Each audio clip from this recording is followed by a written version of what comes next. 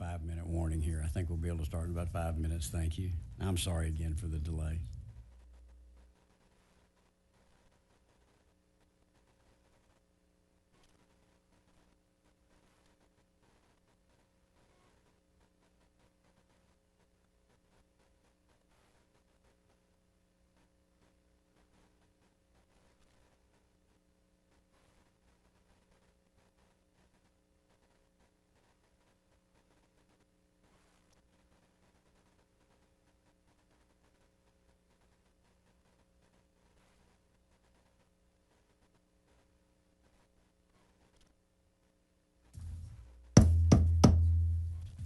Well, good morning. The Senate Special Committee on Congressional Redistricting will come to order. The clerk will please call the roll.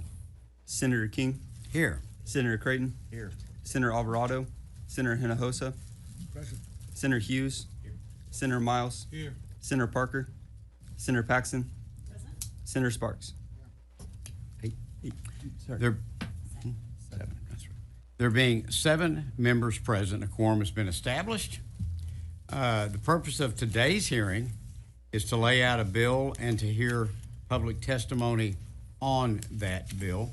If you intend to provide verbal testimony or would like to register a position on the bill, please register at one of the kiosks located behind the committee hearing room. We're going to, because of the number of witnesses today, we're going to limit testimony to 2 minutes. But you're likely to be asked questions by some of the senators, and if you are, that time certainly doesn't count against you, and the senators can ask as many questions for as long a period as they wish. I'm going to close registration at we'll do it an hour after the committee hearing begins, so let's call it. We'll close registration at the kiosks at 10:15 this morning. Members, just so you'll know, registration was opened at 8 a.m. Today. To ensure that everyone will be heard in a timely manner, we will ask 4 witnesses to be seated at the witness table at a time. So I'll call your names, and I may let you know ahead of time that you'll be in the next panel if I can pull that off. Any member of the public may also submit written comments and attachments to the committee via the public input portal. If necessary, we will take a 5 to 10 minute break every few hours so that members can stretch their legs. And also just want to mention, if you see a member get up and walk out, please know that it's not an indication that they aren't interested in what's going on. We have to take a quick break on occasion too. And if they have to go back to the back room and grab a cup of coffee or for the restroom, the audio plays back there as well. So as well as the video, so they'll know everything that's going on when they step out. Members, I know that there's a number of you may have some comments today. I'm certainly available to answer any questions when we lay out the bill. I also will reserve some time. I'm hoping we can take the bill up for vote today, and if we can, I'll certainly reserve time at the end for you to make any closing remarks that you wish to make at that time. If we have no committee amendments on file for today's hearing, we also have some overflow room, and if we end up needing that, I'll announce where those are at. And with that, I'm going to pass the gavel to Vice Chair Creighton.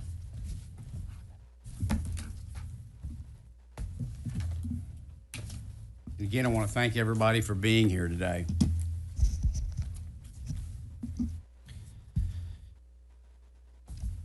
Okay, thank you, members. At this time, the chair lays out Senate Bill 4 and recognizes its author, Chairman King.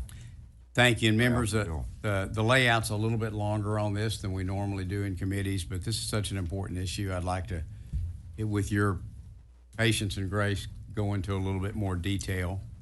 And I want to thank all the members of the committee who are in attendance today, and we're all taking time away from home and family and business and everything for the special session. The purpose of this layout is to provide an overview of the bill for the committee and for the public. And just a little context of the special session: on July 9th, Governor Abbott called this special session, which began on July 21st, 2025. The duration of the special session is 30 days. All the topics of the special session are set by the governor, not the legislature. One of the topics for this special session is congressional redistricting, and of course that's the subject matter that we have before us today. House Bill 4, HB 4, was introduced in the House on Wednesday, July 30th, and was passed out of the House Committee on August 2nd, 2025.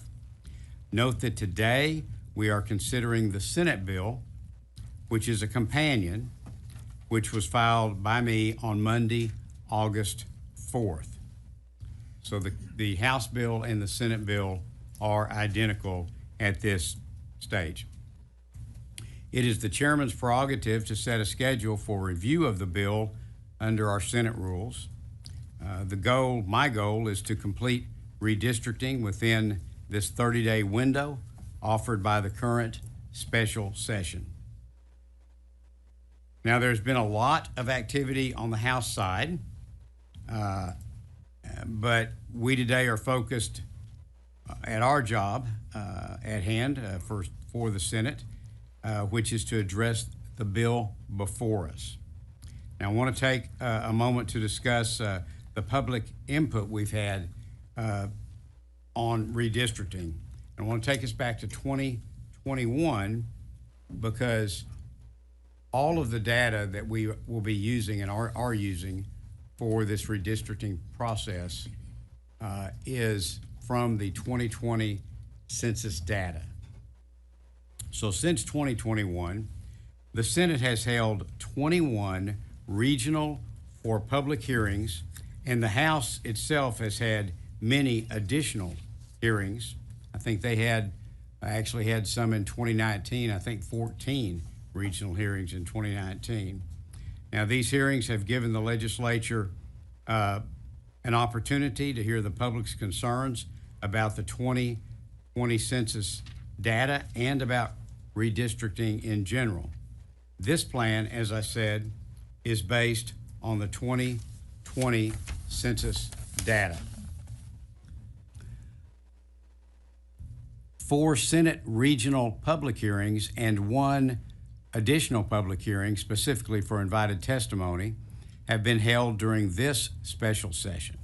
And let me comment a minute on those regional hearings. We divided them up regionally. However, anyone was able to testify on any portion of the state at each hearing if they desired. But we had the South Texas and Central Texas hearing on July 25th, 2025. We had the North Texas hearing on July 26th, 2025. We had the East Texas hearing on July 28th, and the West Texas, which included the El Paso area, on July 29th. Over the course of these 4 public hearings, regional hearings, we heard from 205 individual witnesses. We had 205 people individually testify before this committee. And as we were utilizing virtual testimony and live streaming, we had approximately 3,852 clicks to the Senate live stream that were recorded. In other words, at over 3,850 times, people entered in to watch the hearings online. Testimony included invited witnesses, the names of which had been given to us by the Senate Democrat Caucus chair, and sitting members of Congress. Congressman Mark Vesey testified, as well as Congresswoman Lizzie Fletcher, Sylvia Garcia, and Congressman Al Green. We provided the opportunity for the public to provide testimony by remote means, as I mentioned, and sessions were held on Saturday and after hours. We were aware that some people might be prevented from participating due to a long drive, the long distance obviously from Austin if we had the hearings here, or by work or family obligations. And so we did this in this virtual fashion so that as many people as possible could offer their input. And we had just that. We had people testify from all over the state. It was interesting how many people said, thank you for doing this. I'm down in the RGV today, or I'm some other place and I couldn't be there, or there's a House hearing that I wanted to attend and couldn't get to, or I went to the House hearing and wasn't able to testify, so I appreciate you all doing this today so I could do this without driving again to Austin. In addition, on August the 6th, the Senate held, this committee held a hearing for invited testimony, and we invited the following interested parties. Again, these were names that were given to us at our request by the Democrat caucus chair, and many of these testified during our teleconference hearings.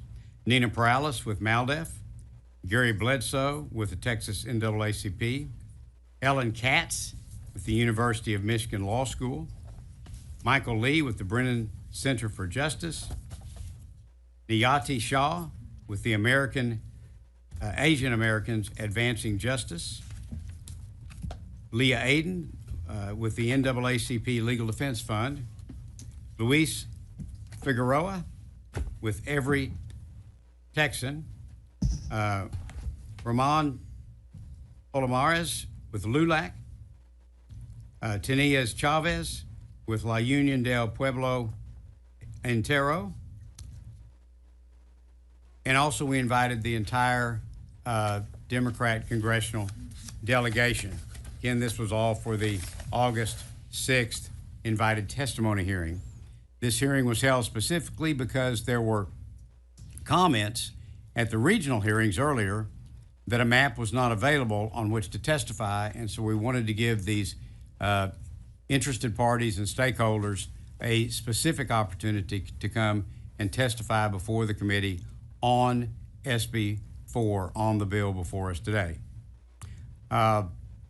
We held that public hearing yesterday with, as I said, over a dozen invited witnesses and all of the Democratic congressional delegation, but they all chose to either decline the invitation or not respond at all.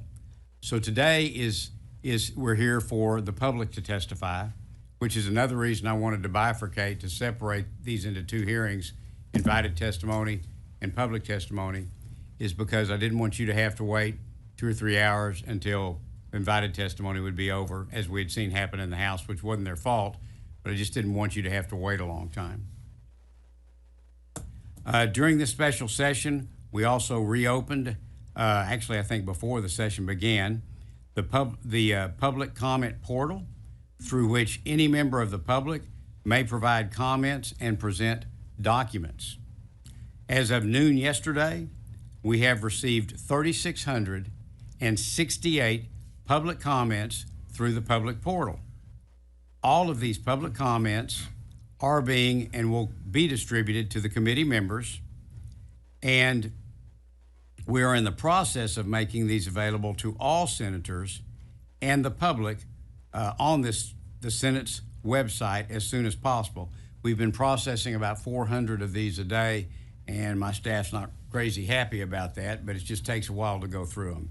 We have to redact personal information. We don't want to make it, if you've filed something with the portal, we don't want to make your personal email or phone number or home address or anything like that available to the public. So we're having to go through each one of those that comes in. We're doing about 400 a day, and we're trying to redact, black marker out your personal information. But those are being made available to the committee and will soon be available to all the public and all the Senate members.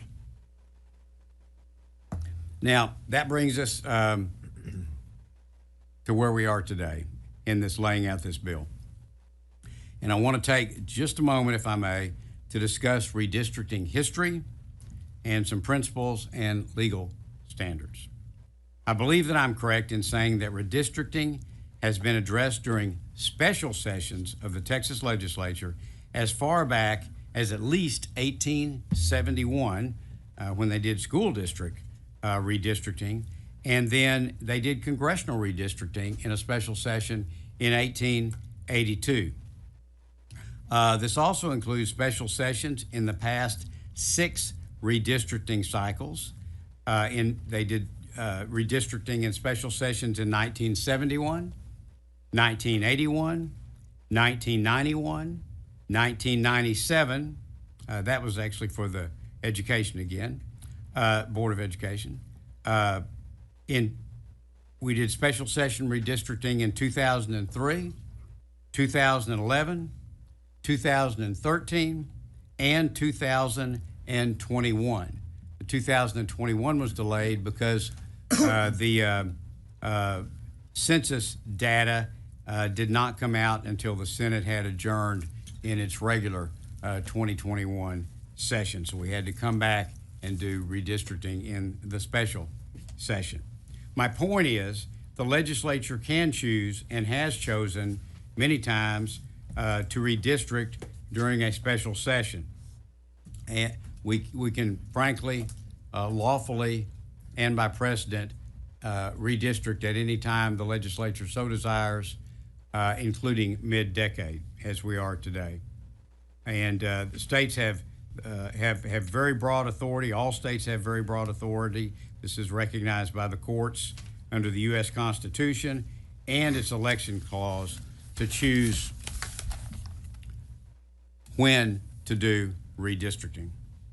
Now, the U.S. Constitution requires that congressional districts be drawn with population as close to equal as possible to achieve the one person, one vote standard. We have some flexibility when we're doing House and Senate maps, but we do not with the congressional districts.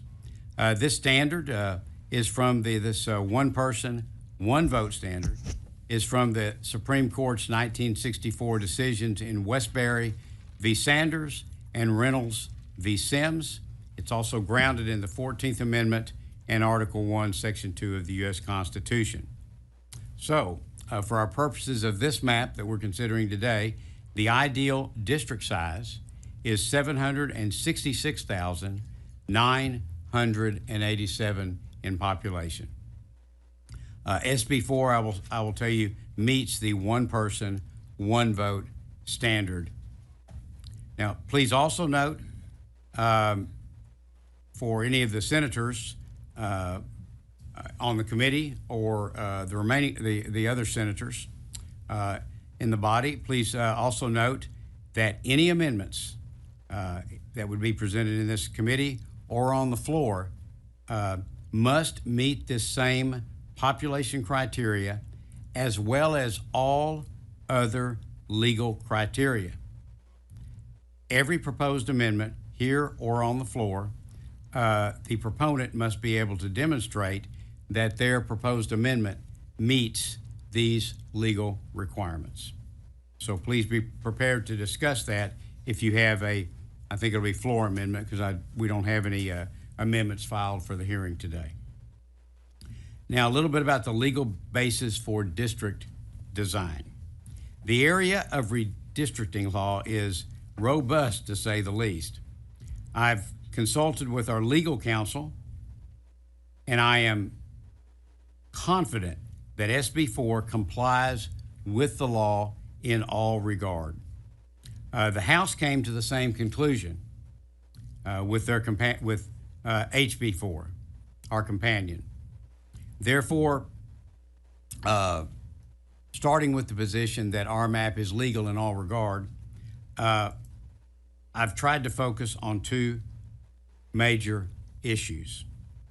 My first objective in adopting the House map and presenting this map today, my first objective is to create a plan that elects more Republicans to the U.S. Congress. In contrast to the complications involved with race-based redistricting, political performance, in this case, my objective of electing more Republicans to the U.S. Congress, is a permissible basis for drawing electoral districts. This was recognized by the U.S. Supreme Court in Rucho v. Common Cause and in, I guess it's pronounced Vieth v. Jubileer. Those were 2019 and 2024 cases, respectively. My second objective, and the first was to elect more Republicans to the U.S. Congress. My second objective, and I'll admit I wasn't initially intending to focus on this, but we, during the public testimony, heard repeated comments from citizens that districts weren't compact, meaning that there were so many districts that were irregularly shaped, oddly shaped. Now, districts that are drawn to be compact tend to aid in representation because they avoid the risk of distant communities being being united when they may not have everything in common. And I'll mention my Senate district. I have urban Fort Worth and Arlington, and then I also have rural counties, one with only 4,000. And the districts are different and the needs are different. So you want to try to make districts as compact as possible. It also allows it a lot more ease for the, in this case, the congressional members to travel across those districts. Now, I will say this is a particular difficulty in Texas because we are so large. We're not New Jersey. We're a state of 254 counties and 31 million people. And particularly when you get into West Texas, so many of those counties have only 5 or 10,000 in population. So when you're trying to put a district together that has 766,987 people in it, you tend to have to reach in often and grab population from an urban area, but then add a lot of rural counties to it, because that's simply the only way you can meet the one person, one vote requirements that we have in this very large county. It's not such an issue in the urban areas or in the areas closer to the urban areas because we can make those more compact. And what we heard from a lot of citizens is that there are a number of districts that could be more compact, but were not. And so that became a second objective in looking at this SB4. Now, I will tell you that SB4 accomplishes both objectives. Even a quick look at the plan, and we've put maps up, as you can see. We've got maps on easels at the back, both maps of the district, the current districts, the proposed districts under SB4, and then the regional areas. And there's also copies of maps available for the public in the back of the room. But this map accomplishes both the objectives. Even a quick look at the plan shows it is more compact in many ways, and we'll look at a couple of those in a minute. And it has better political performance, from my perspective, than the enacted plan, the current district map. Let's talk about the impact a little bit of this proposed map. Let's go through some of the high-level changes. SB4 redraws 37 of 38 congressional districts. But let me say most districts are changed in only very minor, even non-substantive ways. The most significant changes, the most significant changes affect 5 districts, and those districts will now lean Republican in political performance. That would be CD9 in Houston, CD28 in the RGV, the Rio Grande Valley, CD32 in Dallas, CD34 coastal area in South Texas, and CD35, which is primarily the San Antonio area. Now, by drawing race blind, which is what I did, I have not looked at nor considered racial data in drawing this map. By drawing race blind, SB4's districts are substantially more compact with more reasonable geographic configurations that provide a better basis for representation. I'd like to show you a couple examples. Let's start with, and again, if you've picked up a map at the back, those of you in the audience, or just looking at the large ones in the back, but members, and with regard to District 32, and you can't see this very well from here, I know, but if you look at District 32, it has, where am I at? 32. Yeah, right, good, sorry. If you look at District 32 as it's drawn today, it covers it's over 2 counties, but it's very disjointed, and I know this area very well. It's very disjointed in the communities it reaches into and the roads it follows, and comes all the way here through South Dallas, up through Central, goes way up into Denton, and it curves down in odd structures and comes here. And the way it is done under this map, it is very compact and combines counties in a very, really, I think, appropriate way. Another example is District 35. This is probably the best example. It's one people often point to and pointed to often in testimony when they spoke of districts that were not compact. This district begins way down in Bexar County, and you can see it has some population down here. It gets very, very thin, exceptionally thin, as it converses through Guadalupe and Comal counties, up through Hayes, along Caldwell, and then all the way up into Travis, and then takes unique turns and bends in Travis. In the proposed map, SB4, you can see that that CD35 is now very compact, very clearly structured, and pulls together communities of similar interest with Karnes, Wilson, Bexar, and Guadalupe counties. So it is much, much more compact, and I'll tell you that the existing district is, I would suggest, one of the most oddly drawn districts in the country today. So I believe the map is much more compact than what we have in the current map.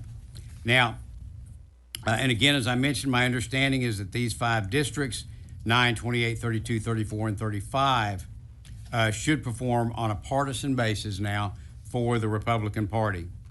Again, I want to say I did not look at racial data, but for the committee members in your bill packets, there is census data in the bill packets produced by Legislative Council to which you can refer if you wish to. Again, that is public census data.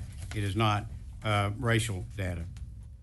Now, in conclusion, I would say that SB4, which is before us today, is more compact than the enacted plan, the current plan, and it complies with all applicable law. We've had plenty of opportunity for testimony with regard to redistricting and census data all the way back literally to 2021, and we've had a lot of discussion and 5 hearings thus far, with almost 4,000 people participating and 205 witnesses just before the Senate. We've had ample opportunity, and no one has presented data or a compelling case that this map violates any applicable laws. So it accomplishes what were my 2 objectives. First, that it perform better on a partisan basis for Republicans, but then second, that it be more compact as requested by so many of the witnesses. And with that, I would do my best to answer any questions, Mr. Chairman.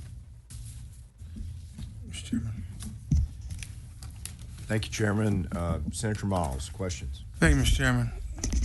And thank you, Mr. Chairman, for the explanation you just gave. I'd like to start off by going back to July 21st, when we had a joint caucus of the whole, meaning we had the Democratic caucus and the Republican caucus, and this was our initial conversation about this redistricting. Our initial conversation in private, just us. Yes, sir. I want to make it very clear that, Mr. Chairman, when you made it clear that I would be on this committee, and I accepted it, and as well as you and Lieutenant Governor, that my exact words to you were, I couldn't see the fight going any other way. If there was going to be a fight, I wanted to be in the room. So I appreciate you for allowing me to be here on this committee. But what I also said to all of my colleagues, to you of all my colleagues, is I've looked at this process, and if we're going to do this, is what I said to you, if we're going to do this, Senator Hughes, I'm going to expose it for what it really is. If you recall me saying that. I said I would expose it for what it really is, and in turn, each one of you would be exposed for carrying out this racist process.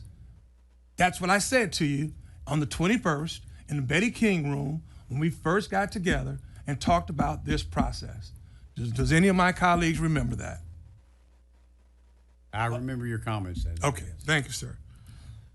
Going past the 21st, Mr. Chairman, you said we had 205 individual witnesses testify. You also said that we had 38 that clicked on and watched, and don't know how long they clicked on, how long they watched. We don't have the record. They just clicked on and checked it out and checked it off, right? But we had 205. 205 is the number that you use. People who had testified. Now, citizens, I want you to know, and colleagues, I want you to know, for something as important as redistricting the entire state of Texas, I would believe that there are more than 205 people that would like to have some input. So if that is a point of success that you're speaking of there, sir, I would beg to differ, respectfully. Second, I'm glad and I appreciate, and I'm sure all the citizens of Texas appreciate you telling the truth, being honest. When you looked at that map, you said it was your intention to pick up 5 more Republican seats. Thank you for being honest on that, sir. We appreciate that. But that was correct me if I'm wrong, that was the direct instructions from the DOJ letter from Washington, D.C. that was ordered by Trump. That's exactly what it said. They wanted to pick up 5 more. Isn't that correct? Same thing said in the letter. The same thing you're admitting to is the same instructions they had in the letter from the DOJ. Is that correct? DOJ. Would you agree? Answer? Yes, sir. I would disagree. First off, I had nothing to do with the DOJ letter. I've had no communications with the DOJ. I'm sorry, sir. Before you're correct. The president said it, not the DOJ. Okay. I've had no communications with the president or the White House. But yes, you're correct. My objective was when I look at the policies and the harm done to the nation through those policies in the 4 previous years, everything from a 30 trillion plus deficit to what we saw at the border, to the Venezuelan gangs, to the fentanyl crisis, problems with Russia and China, on and on and on, that it compels me to try to help make sure that we have a Republican Congress going forward. So those were the direct orders. You would agree with me then that those were the direct orders from Donald J. Trump through the DOJ that came to our governor, that came to our lieutenant governor, that came to our attorney general, that came to you as the chairman of this committee, correct? I've had no instructions. And you followed it. I've had no instructions. You've had no instructions, but that's what was, we've gone through this once before, Senator King, Chairman King. We agree that was the order from the president. So I carried the Congressional Redistricting Bill in 2003, and my objective then was to create more Republican seats, which we did, and that was my objective when I was asked if I would chair this committee this time. But I've received no directions from anybody in the... Well, the letter's out there, and we'll leave it at that, and you didn't receive any direct from the president. But you are admitting that one of your objectives was to increase the congressional districts by 5 Republicans. That was and is my chief objective. Was and is. Okay, you probably don't know this because I just heard it on the radio this morning on the way in that A.G. Dillon would not come and speak to us, She didn't respond to the letter that you wrote her, and we respectfully wrote that. I wasn't able to subpoena her per the vote for the committee, but she's out on radio talk shows. And this morning, she said that the reason that the governor gave the ability to call a special session and to put redistricting on call was to get 5 more additional Republican seats. Now, she won't come to tell us that. She won't even respond to us in a letter, my brother. But yet she's on a national network radio station all over the country saying exactly what she intended to do. And that was heard just this morning, sir. And it also said that King, but you said, Senator King, that you could do it in any time, which we understand that. I don't think we're questioning the redistricting being done now. I think the big question for the citizens of Texas is, why is it being done? And all we want we know why it's being done. We just wanted somebody of leadership of this state to say why it's being done. Senator King, you also stated that you were trying to give these congressional members a chance to testify. You also qualified the amount of communication this committee had with each of these officers in the way to make it seem, though, they were too scared or too damn good to testify before this committee. I heard you say that on yesterday when I was in Boston. But I also know, at what time of day yesterday did you decide, because you and I communicated, at what time of day yesterday did you decide to let the congressional members come and testify? So we had, as I mentioned, I've got it right here when you communicated with me. okay. Senator King. So, thank you, Chairman. I'm sorry. So, at the regional hearings, as I mentioned, we had 4 of them testify. And then you and I spoke on the phone Monday night. You called to ask some questions about redistricting. And I told you that we were having the invited testimony hearing Wednesday. And then you said, well, have you invited the congressional members? And I said, no, I haven't. And based on that suggestion, the next morning, we invited all the congressional members. The next morning? Tuesday morning. About what time? Before 10 a.m. Before 10? Okay. And you expected them to be here, your congressional members, you invited right at 10 o'clock, 11, closer to 11, you invited them, and you expected for them to be here what time? By 2 o'clock the next day. That's what I thought. Okay. And if I can finish answering that. Yes, sir. Senator King. That was similar to the notice that brought 4 congressional members to testify the day before, or the week before. It is also, they all know we're in the middle of this redistricting. They all know the process. One of them is even a former senator, Sylvia Garcia. Right. They know that there's going to be opportunities for testimony when the bill is laid out, and they know how this works. And so I don't know how to give them longer notice, but based on your suggestion, early the next morning, we started the process, and by 10 o'clock, I notified all 12 of them, and we did follow-up reach-outs to see if we could accommodate that. And I thank you for that, Senator King. Senator Miles. Although they may not have been here on yesterday, Senator King, you know that they did testify on House maps, on the House map, which is the same map that you filed. You understand that, right? Yes. Last Friday at the House Redistricting and Rigged Districting Committee hearing, a large number of Texas congressional Democrats took their time to be here in person and testify against this map. I can specifically point to the following congresspeople: Greg Kazar, Jasmine Crockett, Lloyd Doggett, Sylvia Garcia, Al Green, and Mark Beasy were all here to testify on that same map. They testified to the constitutional issues of the BRA issues on this map. They told the committee that this was going to hurt the American people at large and their communities specifically. They embodied the most American of virtues, defiance in the face of oppression. They spoke up and they spoke out on that same map that you filed, SB4. This is the same map that was filed in the House. There are no differences except for one has an S and one has an H. If they choose not to accept the invitation to appear yesterday, that does not take away from their outcry they have made regarding this map. They still feel the same way, Mr. Chairman. We as a committee need to be honest with ourselves. No matter what is done today or tomorrow regarding this map, this is all just a political theater at its finest. And we've been playing it very good in this redistricting.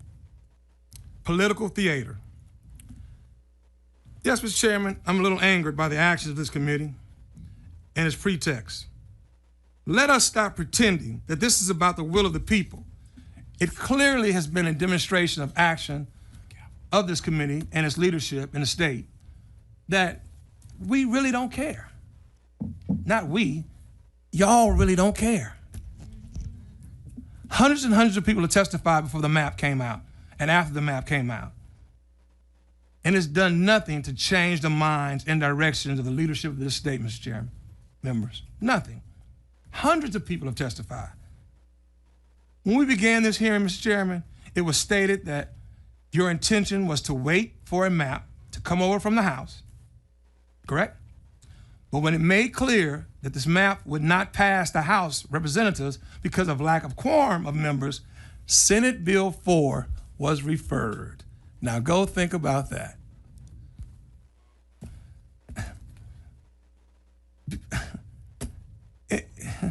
It's exactly the same map, Mr. Chairman.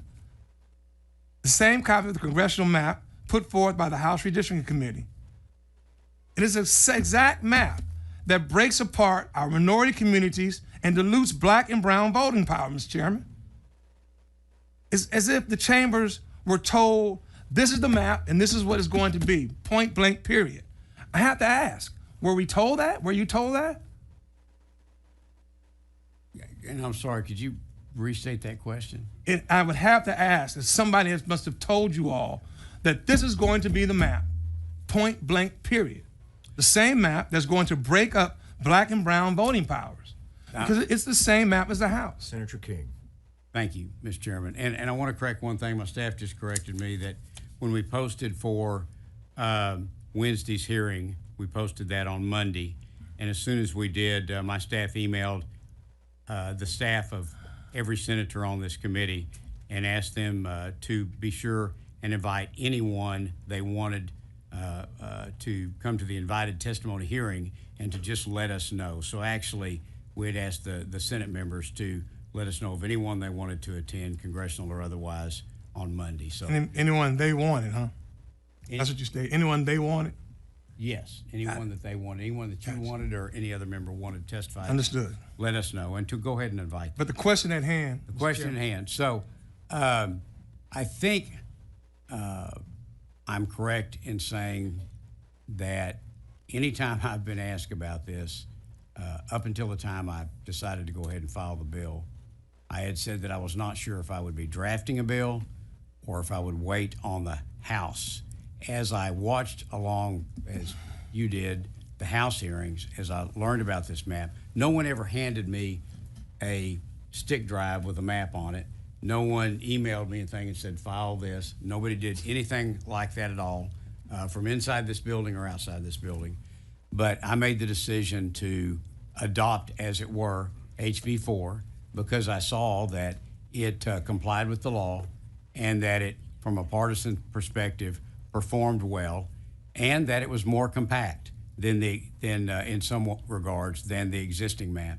And so I decided to file the companion bill. I did talk with the House author about that. So yes, but this bill is adopted from the House. I didn't adopt it because it's the House's bill. I adopted it because it achieved those objectives that I mentioned of improving compactness and most importantly, performing better from a partisan perspective. So a simple yes answer to the question, yes or no, is you were not told that this was going to be the map that we gave to Texas? No, I've never been told that. Okay, thank you. No. Mr. Chairman. I just want to clarify the I question. believe excuse me, Mr. Chairman, I'm sorry, I'm jumping in, but I believe I had King. full freedom to file any bill, any map. Yeah. So as I asked you on the floor many times, along with our other colleagues, so it's just coincidental that they just happen to be the same map? Mr. Chairman. Senator King.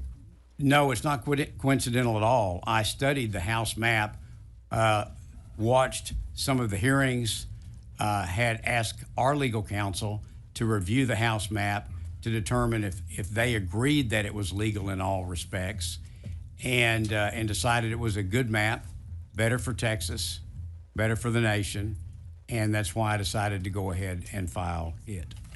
Well, thank God. Senator Miles. Thank you, Mr. Chairman. Thank God that in this particular special session for redistricting, it's not going to pass the House. It's going to be dead on arrival. We'll be here again for the next special session for redistricting. But Mr. Chairman, just a little bit more. Why are you further wasting taxpayers' time going through this motion? Are you just fast tracking Trump's racist agenda to get his approval so that we can, put it back on and so he can say to you, good job, Senator King, good job, Senator King? Because we all know that now that the House is gone, this Senate floor map, as we see it right now in this particular session, was going to die. Mr. Chairman. Senator King. So I think your question is, knowing that the House has broken quorum, that the House Democrats have left the state, knowing that, why did I bother to go ahead and have this hearing now? I'll say that I thought about that a lot, but we don't know for sure. I think the last count I saw, they had 94 members present. They only needed 6 more to have a quorum.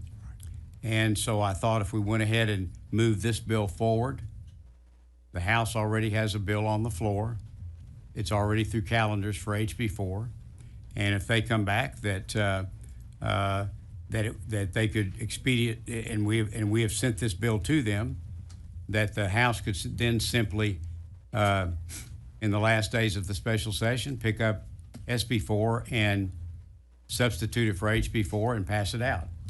So I just used the same strategy for procedural strategy that you've used 100 times on 100 bills, is looking for any possibility to get your bill passed.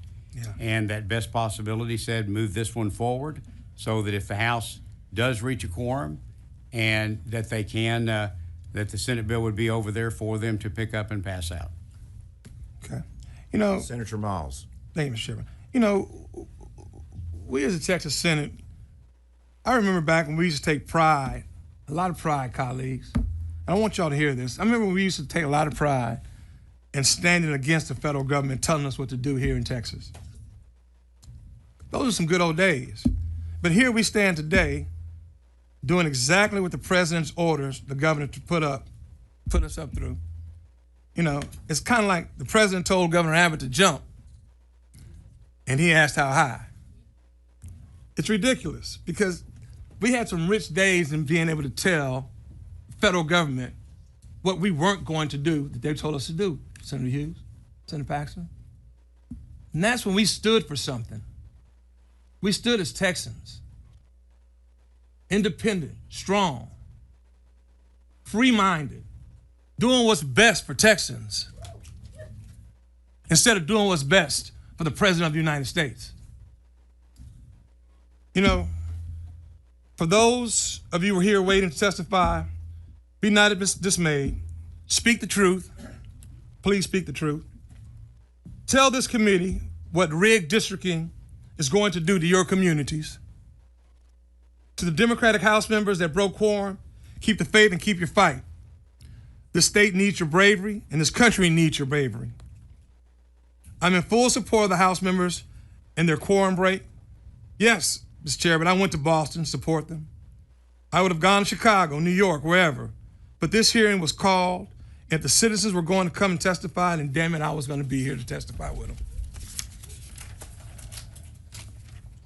Supporting their voices and making sure that they're heard. I'm here on this diocese for them and not for the President of the United States. The men and women of the House District Caucus decided to put the people of Texas first and lead the state by spreading the word of the injustices being done here and deny the legislation the ability to proceed with this racist map and these racist maps. And let me say this, packing black folks into one district and reducing their ability to have representation from 2 to 1, and then hiding behind the premises, we are keeping Barbara Jordan's seat intact. And if you're doing us a favor, this is disrespectful, it's very much disingenuous, and point blank low down.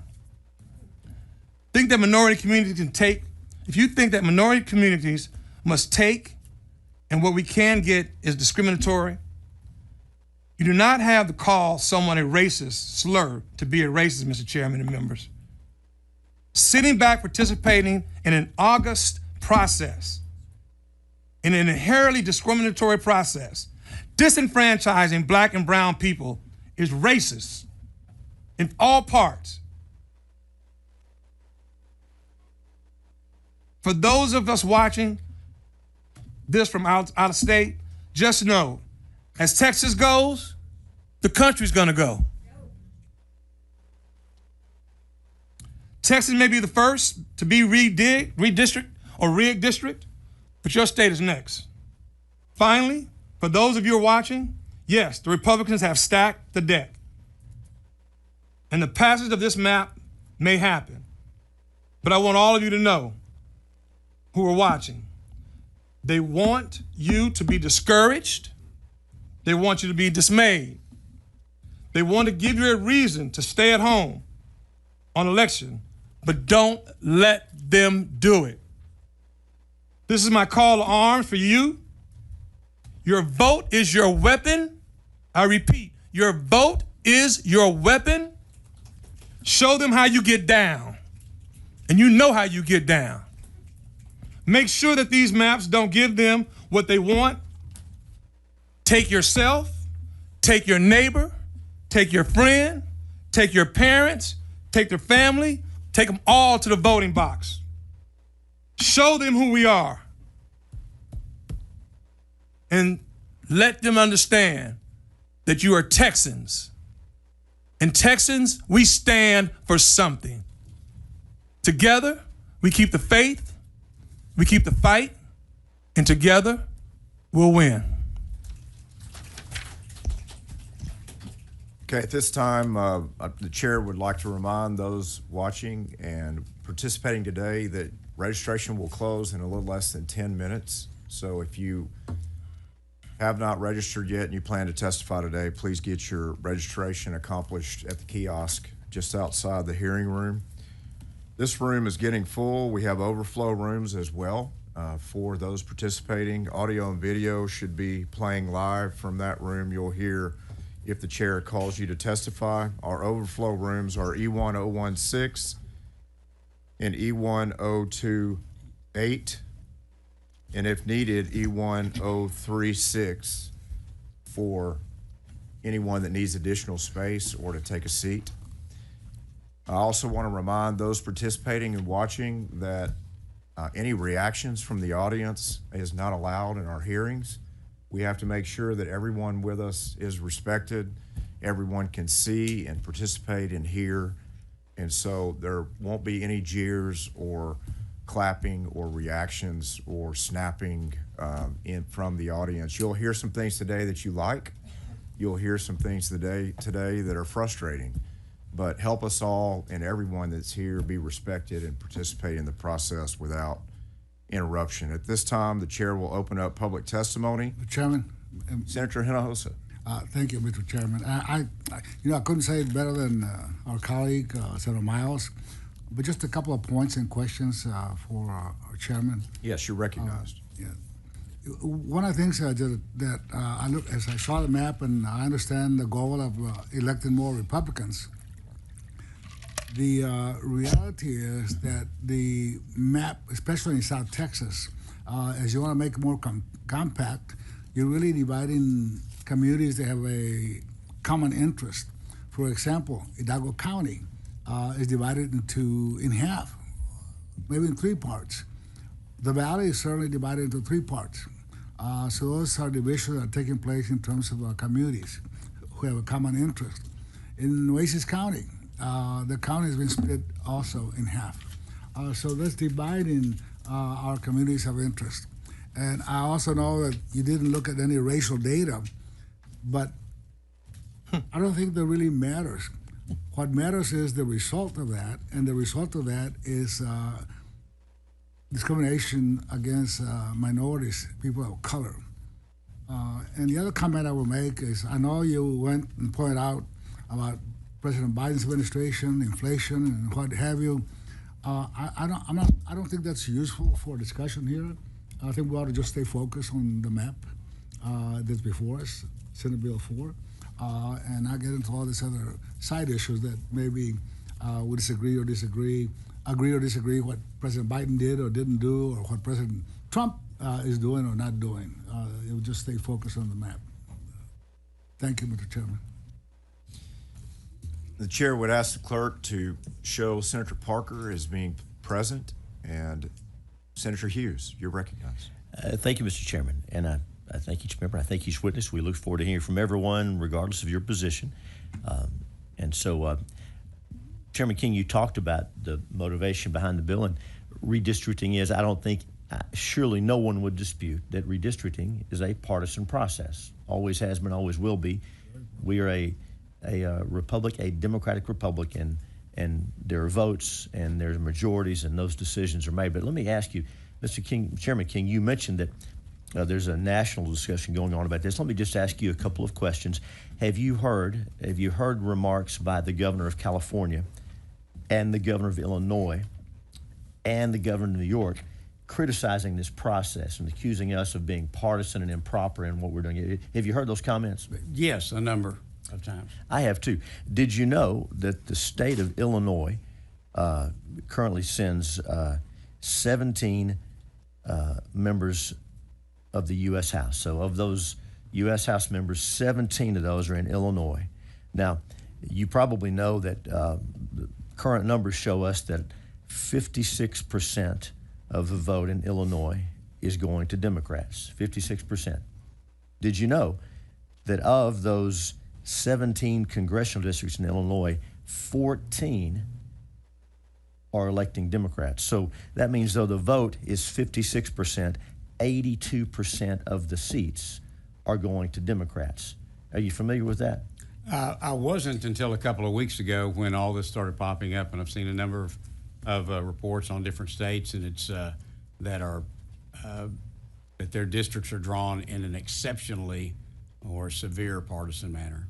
Senator, to your point, as you know that in the state of New York, where they have 26 members of the U.S. House, 26 in their delegation, Democrats get about 58% of the vote, but they have 19 of those 26 districts, 73%.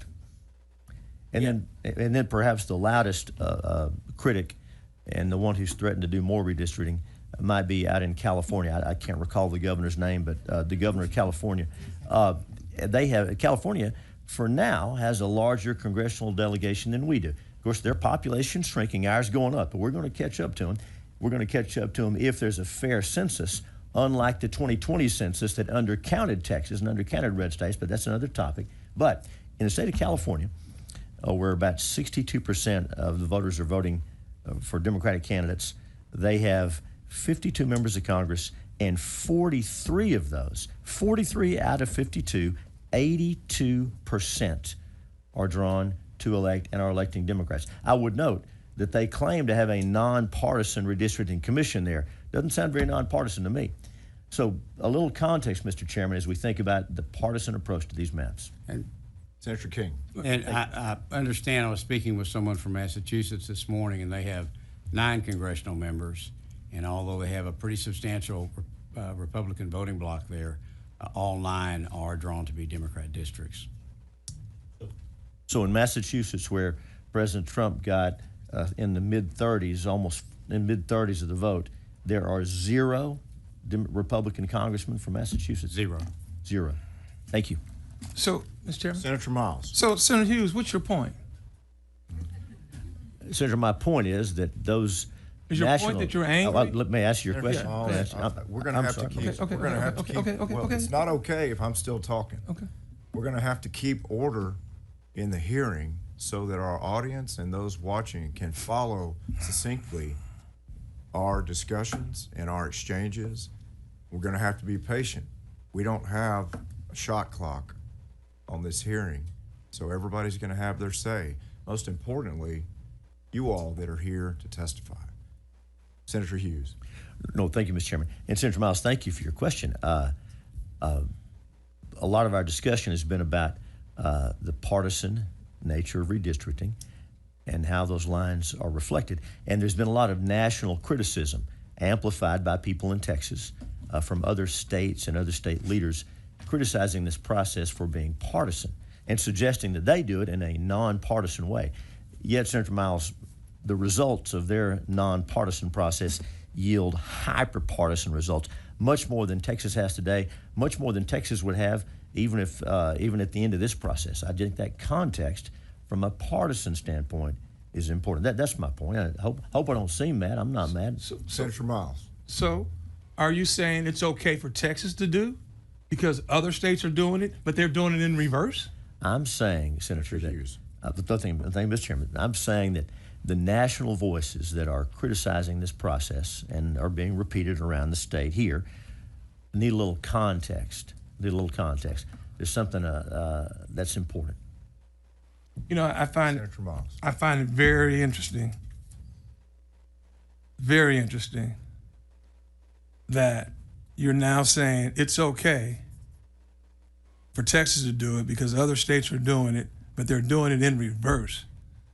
And I've been in this building for 20 years now, and we've always stood tall as Texans. We've never compared ourselves to any other state in this country. We've never risen because the federal government told us to rise. Damn it, this is Texas. Okay, we're Texans. I really don't give a shit what goes on in the other community, in the other state. I just care about Texas. And the last time I checked, you represented community in Texas, like I'd have.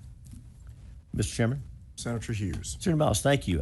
If national voices, if leaders in other states whose voices are dutifully magnified by many in the national media, if they're going to criticize Texas and hypocritically, in the height of hypocrisy, criticize us for what we're doing, a little context is more. The Senator, that's not directed at you. As you know, I didn't have anything to say about your remarks. Right. That's about the national debate that we all find ourselves in. But when did we as Texans? Senator, we respond. Who's on? Go ahead, Mr. Miles. When did we start responding and succumbing to criticism and peer pressure? Texas, we always applied to criticism and to peer pressure. That's who we are. I never knew that now we're so weak in Texas that we're succumbing to criticism. I'm done, Mr. Chairman. This time we'll open up public testimony. The chair will call Sarah West, Dedrick Wilmer, Amanda McLaughlin, and Janelle Zuberbeer.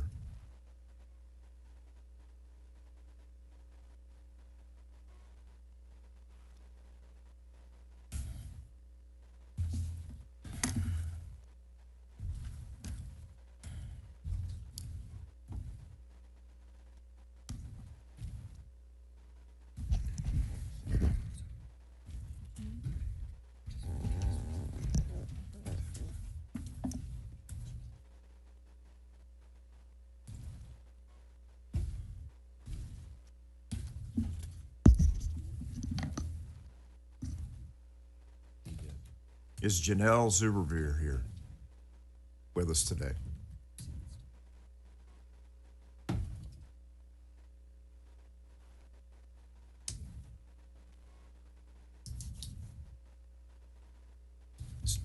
Janelle, please come forward. We were giving you time. No problem, no hurry.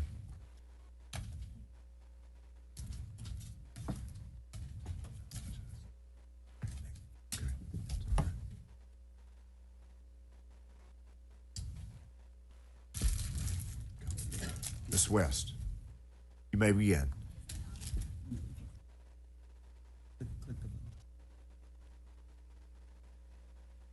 There we go. Should be live good now, now. and if you can, please state your name and if you represent any outside organizations or just yourself today and your position on the legislation. Thank you, sir. Thank you. My name is Sarah West, and I am representing myself.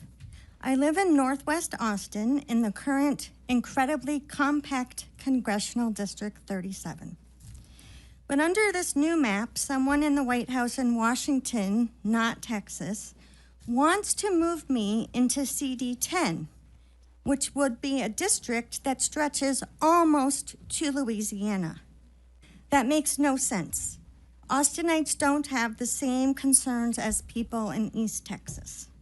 We deserve representation that represents and reflects our community. Meanwhile, my neighbor just down the road would get to remain in CD 37. So I called Representative Doggett's office to share my concerns. The woman who answered listened to me, and she even laughed when I told her to add exclamation points to my comments. The next day, I got a call from Madison. Yes, I'm still naming her, because she is doing the real work for Doggett's constituents. She made sure I knew about the House hearing last week because she wanted me to be able to use my voice while I still have it. But if this map goes through, I'll have to call Representative McCall's office, and they don't know me from anyone else. My voice will be lost in a district stretched far and wide by design. Last week, I submitted my testimony online, I watched hearings, and I testified here at the Capitol. Over and over again, you were told no by Texans from across the state. On HB4 and SB4, we are united. We don't want this. I stand with the House Democrats. They are doing the will of Texans because they understand changing the rules in the middle of the decade is cheating. If you care about the Texans you are elected to represent, you'll vote no. Divorce yourself from the demands of the White House. They want 5 additional friendly seats in the House of Representatives to escape oversight. Ms. West, we'll have to stop there. Thank you Okay. very much for your testimony. Thank you. Please. Go ahead, you may begin. I'm Amanda McLaughlin. I'm speaking for myself. I've addressed many legislative hearings, and I've always tried to show respect even when I didn't agree. I will continue to show respect, and in fairness, I have gotten respect from like Senator Hughes and a lot of people, but I have also lost respect for many legislators. When did a legislator become about serving a destructive president and serving your own needs above that of your constituents? Everyone knows that this is to get the president 5 more seats. The cost for this is high. This cost is a cold heart that tries to silence many black and brown people and anyone that doesn't agree with the policy of fear, hate, and division. You will try to silence us, but you don't understand the depth of our resolve. I consider the representatives that broke quorum heroes, and I support them. They are trying to defend the democracy you are so determined to destroy. Even if you win this redistricting, you will lose eventually. You can only suppress people so long. People like myself are tired of being bullied and have decided to confront the bullies. No matter how much you try to scare us and beat us down. I'm a transgender woman. I'm tired of hearing about my friends moving out of Texas because they are afraid. For many of you, that is a statement will bring you joy. The joy you feel speaks to how sick this government has become. Fear and hatred now control the actions of many here. What happened to loving your neighbor? What happened to legislators serving their constituents? It is now acceptable to disappear immigrants without due process. Are you so heartless that you don't feel the pain to people and families? You deny children lunches while passing laws that 10 Commandments have to be displayed in classrooms. I'm a Christian, and that is not Christian behavior. How can you justify hurting so many people because they don't look or think like you? Diversity is beautiful. Please replace the fear and hate with love. For Texas, the people of Texas, and yourself, please do not advance SB4. Thank you. Appreciate your testimony. You may begin. Thank you, Chairperson and members, for allowing testimony today.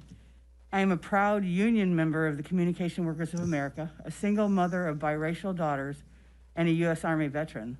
I'm also a Gen X woman who remembers walking in protests and rallies as a youth, fighting for the rights of all, and continuing the fight for my daughters and future generations to not be marginalized. To see that you are more worried about rigged districting only because Trump told you to. If I could interrupt you, if you could state your name for the record. I apologize, Janelle Zuberbier.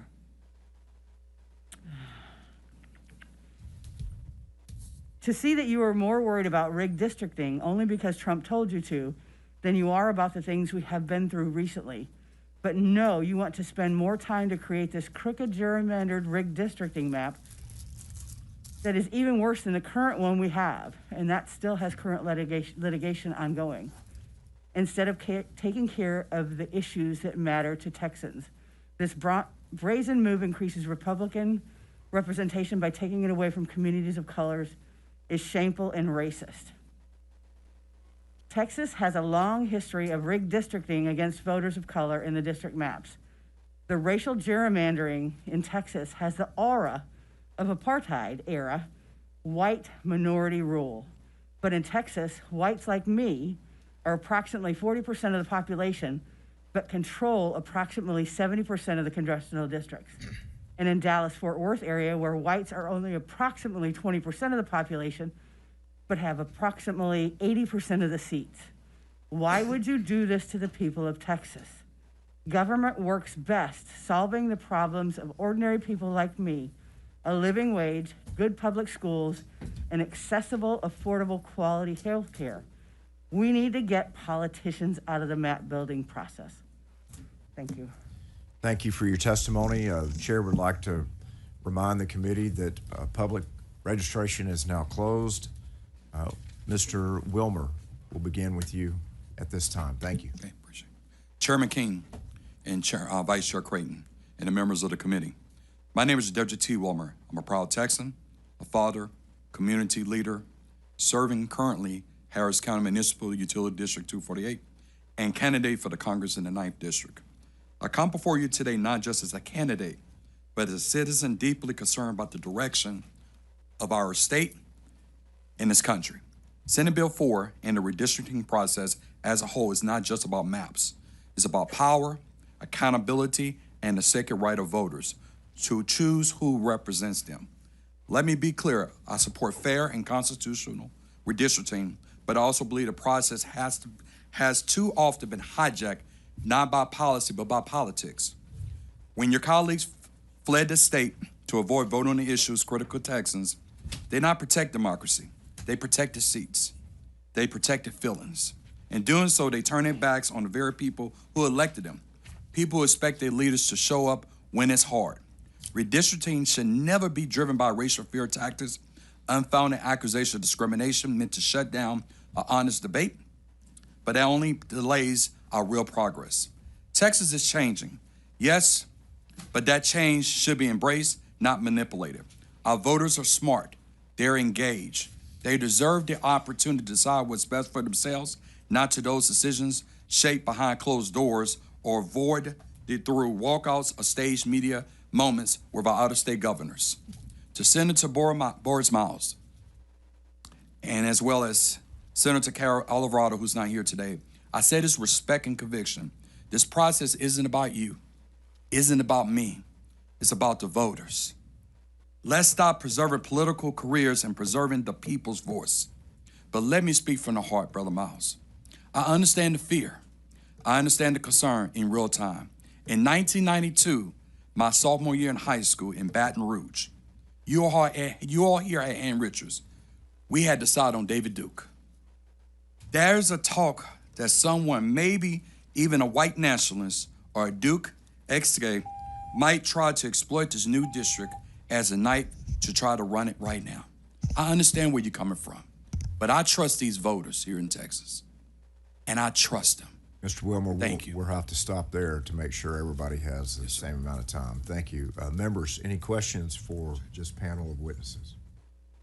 Thank you. Appreciate each of you. Thank you. At this time, the chair will call Monica Gonzalez, Daniel Segura Kelly, Chloe Wilkinson,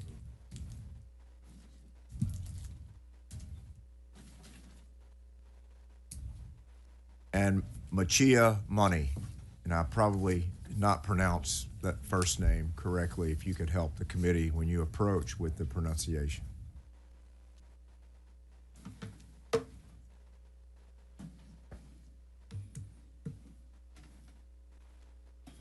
How do we properly pronounce your first name? Miosha Money. Miosha. Beautiful name. Thank you. Sorry I mispronounced. It's okay. Thank you. We'll begin with you. Good morning. My name is Monica Gonzalez.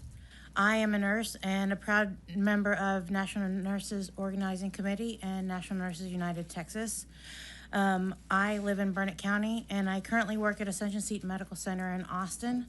I've been there for 21 years on their neuromed-surg unit. I'm here today to speak out against this racially discriminatory redrawing of our congressional maps. As a nurse, we value caring, compassion, and our community. We care for anyone and everyone who walks into our hospital, no matter their political affiliation, gender, immigration status, race, or class. What we are now witnessing in our state with redistricting is a stark contrast to these values. The governor should focus this special session on issues everyday Texans are experiencing. This time could be much better spent.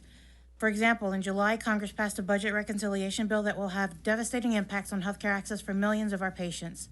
Many states have been scrambling to figure out what to do with the same level of federal funding for programs like Medicaid. Governor Abbott, instead of showing concern for our patients who may soon lose their healthcare coverage, has called a special session to further Trump's agenda. I am furious at our state elected officials who are using this time to further consolidate power instead of putting forward solutions to our impending healthcare crisis. Additionally, Texans are still wondering when the legislature will address flood relief and disaster recovery. As nurses, we see the devastating impacts natural disasters can have on individuals' health and entire communities. Texans deserve to know that they can rebuild and recover. This is about taking power away from everyday Texans and preserving power for the wealthy. This is a direct attack on democracy and the political power of working people. Nurses are sick and tired of watching elected leaders prioritize their donors and their agendas over the needs of Texans. Greg Abbott is letting Trump take over Texas with this redistricting scheme, and they're trying to suppress the votes of black and brown folks across our state to further diminish our voice and power. Thank you so much. Go ahead. Hello, my name is Chloe Wilkinson. I am the Secretary of Texas Young Democrats. I'm going to repeat some points from my House committee hearing speech, but first let me just say to the Senate Democrats, thank you for your support with House Democrats breaking quorum. We need them to know that they are supported up and down from across the state by everyone. But let me just talk about why this redistricting is especially bad for Austin. I have lived in Austin for 4.5 years now, and I have 7 years of campaign experience. So I do sort of know how this is going to affect us from a field and constituent service perspective. First off, there was mention that these maps are compact, but when you look at the districts that represent parts of the greater Austin area, like CD10, CD11, and CD27, those are not compact districts. If you put them in a circle, they would not even constitute 25% compactness. Secondly, I really want to point out that we talk a lot about different racial groups are not monolithic. Why is it that the only congressional district that was majority white that voted Democrat is suddenly gone now? Also, CD37, if you look at it, it is 50% Hispanic, but in reality, because West Austin is completely segregated and is rich white people with a 17% higher voter turnout rate, it is in reality a white district that looks like a Hispanic district. So I really want us to realize here that this map may have been drawn race blind, but it is in fact going to hurt communities of color. Thank you, and I'm happy to take questions. Appreciate your testimony. Hi, good morning, committee. My name is Daniel Segura Kelly. I'm speaking for myself. Today, I'm conflicted because Texans experienced an enormous loss of life on July 4th due to a natural disaster that we could have been better prepared for. Now could be an excellent opportunity to bring Texans together and solve big problems. One of those problems is that Texans believe that the congressional maps have been designed to break communities apart, and they're not wrong to think so. This proposed congressional map violates the principle of preserving communities of interest, and it tears through the southeastern Travis County community of Del Valley, my community. Texans don't believe that our congressional maps fairly represent our communities, and Texas Republicans are now acknowledging that there is a problem with our maps. So we agree, Texans agree, we can be using this time to pass legislation that many Texans want, legislation that would establish an independent redistricting committee. Instead, we're here fighting MAGA Republicans from establishing a one-party state. Many who have spoken have tried to appeal to the rationality of their Republican colleagues. I need to direct my words to Senate Democrats. My uncle was the general superintendent of the Church of the Nazarene. In the Church of the Nazarene, the general superintendent is essentially one of the 6 popes. Another uncle was president of the Nazarene Bible College. I share this to establish my credibility as a former Christian nationalist.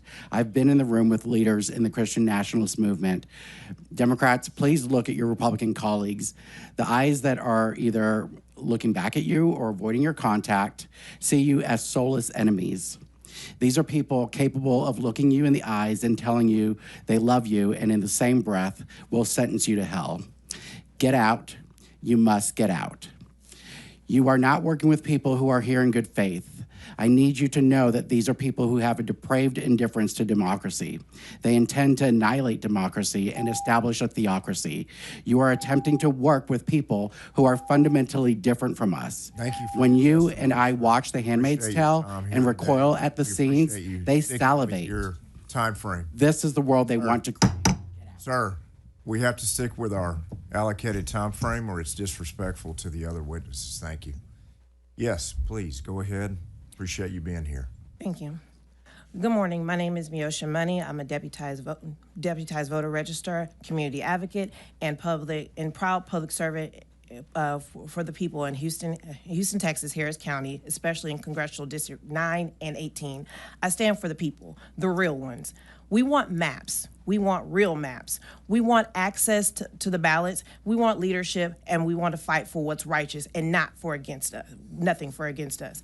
HB4 is just another chapter in the same tired playbook. We saw this similar back in 2021, where they rolled out the Senate Bill 1, SB 1.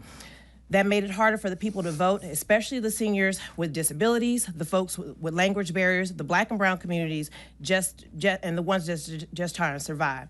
As I spent so much time educating and informing individuals about the questioning, I see the concerns in their faces and their voices, and somehow they have some sort of confusion and intimidation regards to this bill. But you guys want our votes all the time. Y'all are steady asking for our votes. We're tired of knocking and asking to be let in. We're tired of begging. We're tired of this. Now, at this time, we're not asking. We're just going to go ahead and kick it down. Our neighborhoods, our kids, and everything are being affected.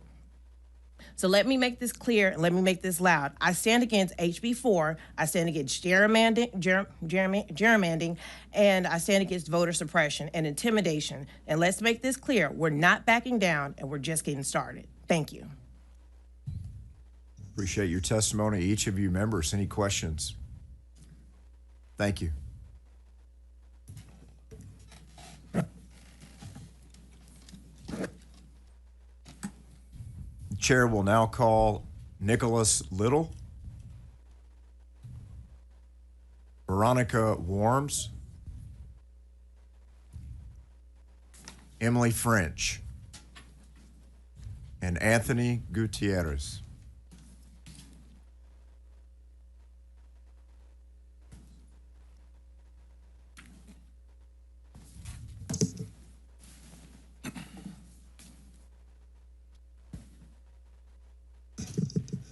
Anthony's on his way in. We'll give Mr. Gutierrez time, and we'll begin with you. Go ahead. My name is Veronica Worms, and I am a policy attorney representing the Texas Civil Rights Project against SB4. This map is a blatant attempt to rob Texans of color of their political power. Despite the fact that 95% of Texas's population growth was in communities of color, the 2021 maps did not produce additional opportunity districts for Texans of color. This proposal makes an already discriminatory map that is still being litigated even worse.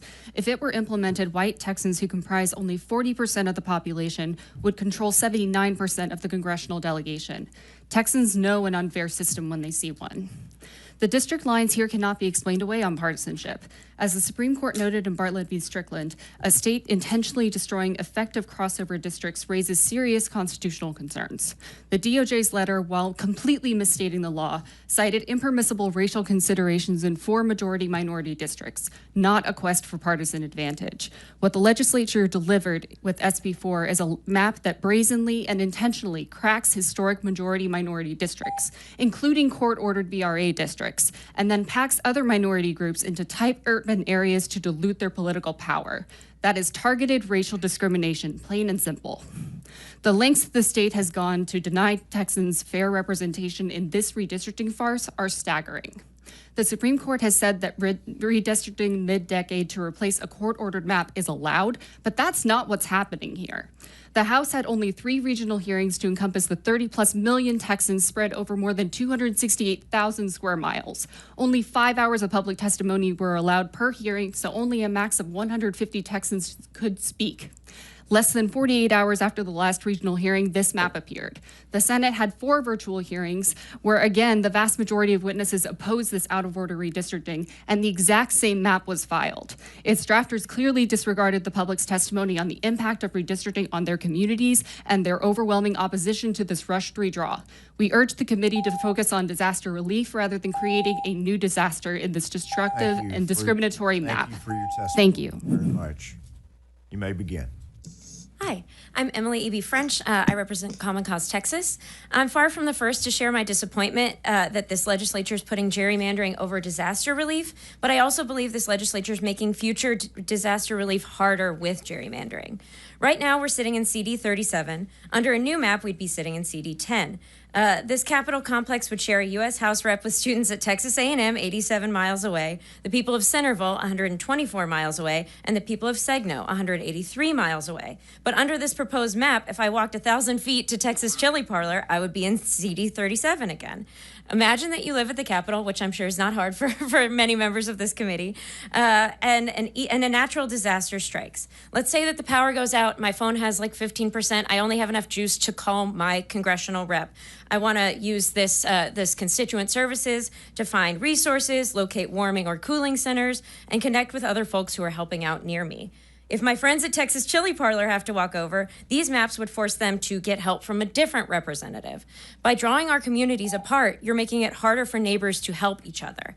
If my cousins in Pflugerville need help, these maps would force them to call a different third representative in CD 11, who would also represent our uncle 65 miles away in Llano, the people of San Angelo 180 miles away, and Midland 283 miles away.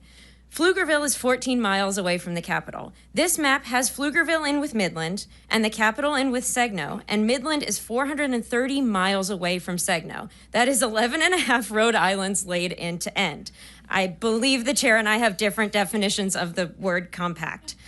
I'm a lifelong Texan. I was born in Houston, where hurricanes constantly happen. I was raised in Tornado Alley. I now live amongst freezes and floods in central Texas. When natural disaster strikes, I lean on my neighbors and they lean on me. This map makes it harder for Texans to help each other. Please do not pass it. Thank you. Mr. Little. Good morning. First, giving my regards to the chair, Vice Chair, my state senator, Senator Boris Miles over here. It's a privilege and a pleasure to be here. I'm here, I represent the Houston branch NAACP. I am also a Navy combat veteran, graduate of the United States Naval Academy, class of 2008, and I'm a Texan. And I'm here because I'm here advocating and speaking on behalf of the constituents and the people of Houston who feel like they are voiceless or feel as if, if they're not at their table, that they're on the menu. And I think it's imperative that we take notice to realize that the constituents, the people, are the people that we're supposed to be listening to, not the federal government. Otherwise, we have no state sovereignty. And it concerns me, and it concerns many of our constituents and many in the room, that we are currently at a point right now where we are willing to listen to what's going on from somewhere else versus doing what's good for Texas, as stated by members of the committee. So I'm just hoping that today and going forward, that everyone here and everyone that's not in the chamber that are able to vote on this will make the right decision and do it based on the conscience of Texas and not on the conscience of anyone that considers themselves practically a king or anyone who is seemingly undermining our democracy. That is not why I served my country for 10 years.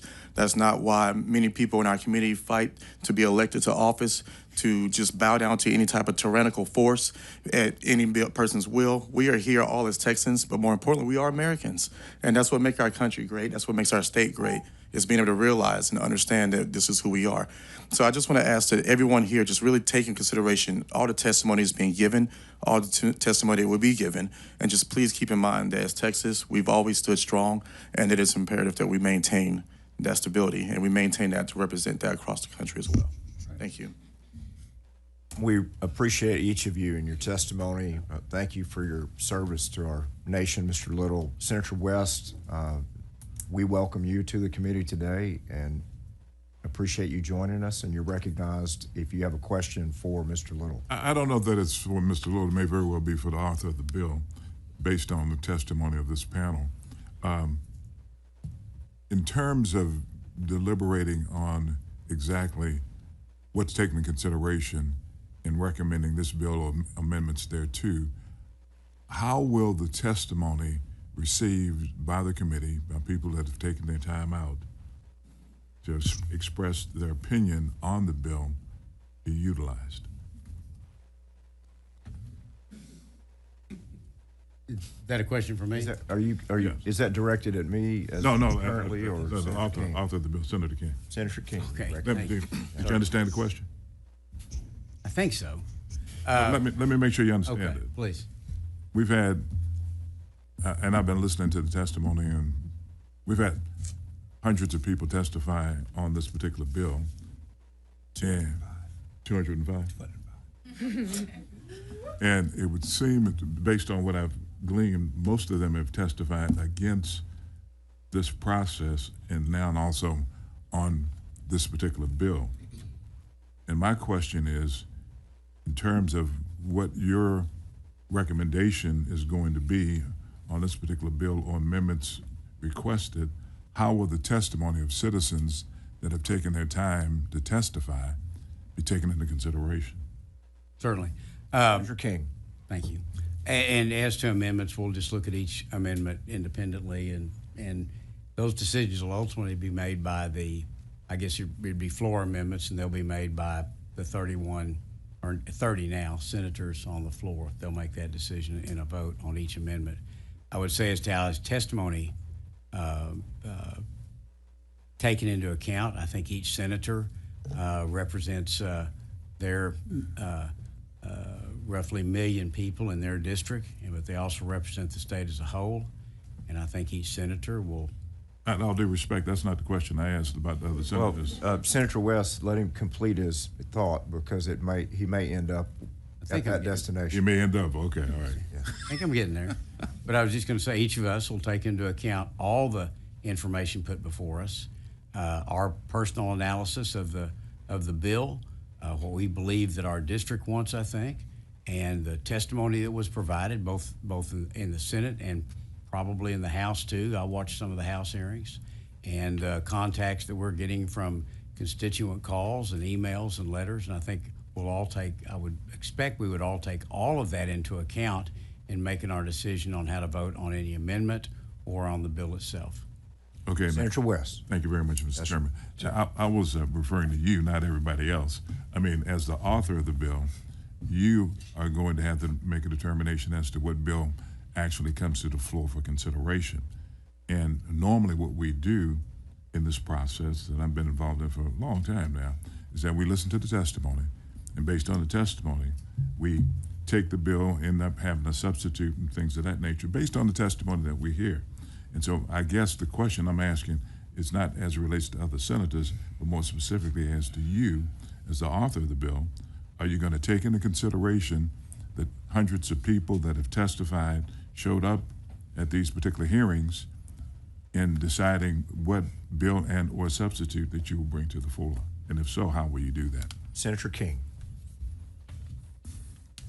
Well, my intent is, as chair, to bring the bill up at the conclusion of testimony today for a vote before the committee, and to recommend that the committee favorably report the bill to the Senate. And then if it passes out of the committee, and if it's brought to the floor, then it would be my intent to recommend to the floor that we support the bill. Okay, so the testimony that you've heard over these few weeks has been loud and clear that this process is not favored by Texans, correct? And the testimony that I've heard so far today is that this map is not favored by Texans. You will not take that into consideration in terms of making a recommendation to the committee and or to the Senate. Is that correct? Senator King. So much of the testimony that I've heard, and I've taken it all into consideration, one of the things that pushed me toward this particular map, a great deal of the testimony has been that the existing map is not as compact as it could be. And I believe this map takes strong steps in that direction. We discussed earlier before you got here specifically with regard to districts 32 and 35 are very good examples of that. So I believe it reflects the testimony that we've seen in that regard.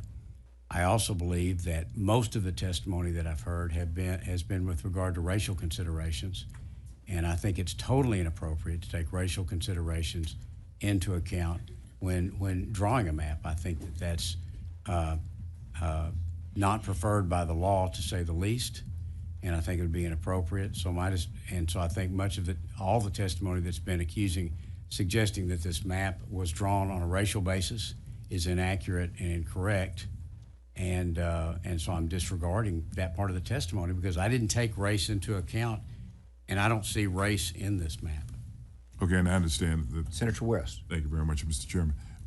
At all due respect, when you begin to look at the map itself and take into consideration not just the map, but the whole process, 2021, we had a map that the Attorney General in the state of Texas is defending in federal court right now.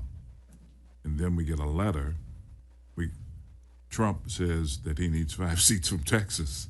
And then we get a letter from the Department of Justice. I think that's a chronological order. Mm-hmm. Then all of a sudden, there's no map, because I've asked you about maps, and then a map shows up in the House. Then we have the quorum, the parliamentary use of quorum breaks in order to stymie the efforts, and then another map is filed over here. I think that's the order of events.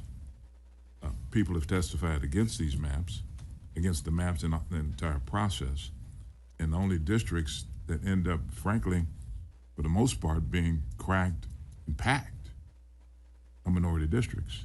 More specifically, I'll give you an example, the district in Dallas. And I hadn't looked at the maps in a while. All the economic engines are being taken out of the district in Dallas for some strange reason. Can you help me understand that? I'd have to ask you, I'm sorry, excuse me, Mr. Chairman, I'd have to ask you to be more specific. As it relates to what district or what?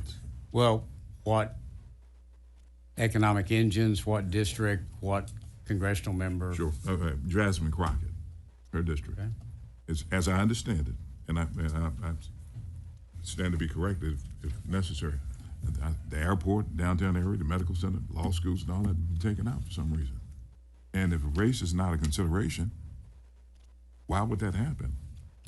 Well, I know I represent Tarrant County, and even though Lockheed is across the street from my district, I still aggressively represent Lockheed. And I don't think because you've moved a hospital district or you've moved a district outside a hospital district, if it's still in her primary county, I assume she's going to continue to represent that as aggressively as she would otherwise. Downtown Fort Worth is not in my district, but I'm actively involved in representing and being supported by businesses and folks in the downtown area. So I don't think you can draw a line like that and say because the hospital district's no longer in her district that she's not going to be working for and representing that hospital district. So you agree with me that that should not be a partisan consideration, right? In terms of whether or not you move or don't move a hospital district or a downtown area. And so in drawing maps, you shouldn't take into consideration moving economic engines of a particular district to accomplish a partisan result. You would agree with that, based on what you just said? I don't. Senator King. I don't think that's what I just said. I think what I said, you asked me specifically about her district. I think that, as I said earlier, that you should not take, that I did not take racial factors into consideration. I think that the map is more compact than the existing map. I think that it achieves the objective that at least I had of performing better from a partisan perspective for Republicans. And I think that that it is drawn in a manner that's going to continue to allow members of Congress to represent their districts and the areas surrounding their district like we all do. As I said, I'm Tarrant County, and I try to I only have about a third of Tarrant County, but I try to represent all of Tarrant County and help, and the other senators in Tarrant County do the same thing. And I believe this map takes into consideration what is traditional redistricting criteria, and I think it's a very supportable map. Okay, and I understand, West. Mr. Chairman, and I know this committee is laboring because I've been on this committee several times before myself, and I'll have extensive questions for you on the floor because you weren't really responsive to the question that I asked, to be honest with you. But because again, I asked about the partisan piece in terms of taking the economic engines out, and if it's not a partisan issue, then why were they taken out? Okay, I mean, just because you have economic engines like downtown Dallas, the medical district, law schools, and things like that, you don't need to take those out of a minority district in order to accomplish your goal of increasing partisanship in the state of Texas. But yet and still, that's what was done by the map drawers. Speaking of the map drawers, did you draw this map? Or who drew the map? Senator King. Okay, I've adopted HB4. My understanding was traditionally the way it's worked is the congressional delegation usually has someone draw a map. I believe, I think I'm correct in saying in 2021, the Redistricting Trust, which is an organization that's involved in redistricting across the country, they helped draw the map for the Republican congressional delegation in 2021. My understanding is that the Redistricting Trust drew this map as well as others, and this was the map that was adopted by the House. Okay, so the Redistricting Trust drew this map. I think they participated in drawing the map, is my understanding. Did you have any input in drawing the map? None at all. Because it was given to you. No. Well, let me finish. It was given to you, and you were asked to carry this particular map without you having any input into what the impact of this map was. Senator King. No, not at all. As I've said repeatedly in the hearings and in caucus, that I considered drawing a map. I had been considering waiting for the House map to come over. No one ever handed me a map. I was not given directions on whether or not on any map to take.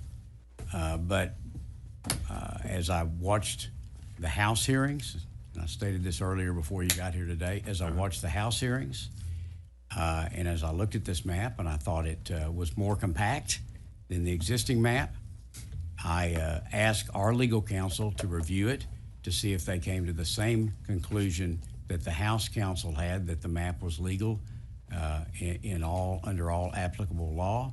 They reported back to me that it was, and then I filed the bill on Monday. Rather than wait for the House bill to come over, because things were stalling in the House, which is a procedural and way of pursuing passing legislation the same way you've done it 1,000 times over your decades in the House and the Senate. Decades. Okay.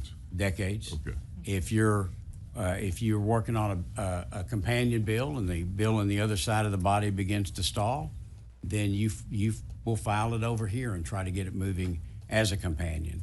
And that's exactly what I did. I decided that the House bill was a very good bill, that it accomplished the purposes that I had in looking for a bill, looking for a map. And I went ahead and decided to file it when it stalled in the House because the Democrats left the state. And my opinion is when things stall, then you try to find a way to move forward, and that's what I did and why I filed this map. Senator West. In closing, all due respect, I think that listening to public testimony here is just checking the box. That's all it's has. That's it. The reality is that this testimony that is being given by citizens of the state of Texas is not really going to be taken into consideration, given the fact that you've already said that whatever happens in terms of testimony of citizens, you're going to make a motion today to approve this particular map and send it to the floor. That's what I heard you say. Is that correct? Senator King. Well, I would take the testimony of one person who's on this panel before us. The way I understood her testimony was that a map should be drawn from a percentage basis that directly reflects the racial makeup of Texas. And I do not agree with drawing a map on that basis. So in that regard, that particular testimony, I would disregard because I think that's the wrong way to draw a map. What about, Mr. Chairman? Senator West. What about communities of interest? Senator King. I believe this map, being more compact than the existing map, improves communities of interest. How so? Well, I'll use District 32 and District 35 as examples.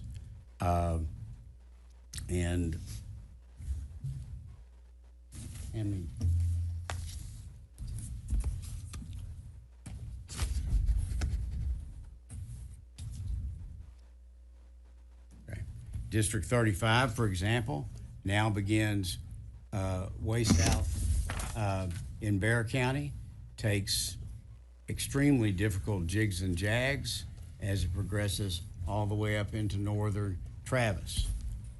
District 35 under this map becomes very well-aligned communities of interest in the counties of Guadalupe, Wilson, Karnes, and what's a more rural area of Bexar.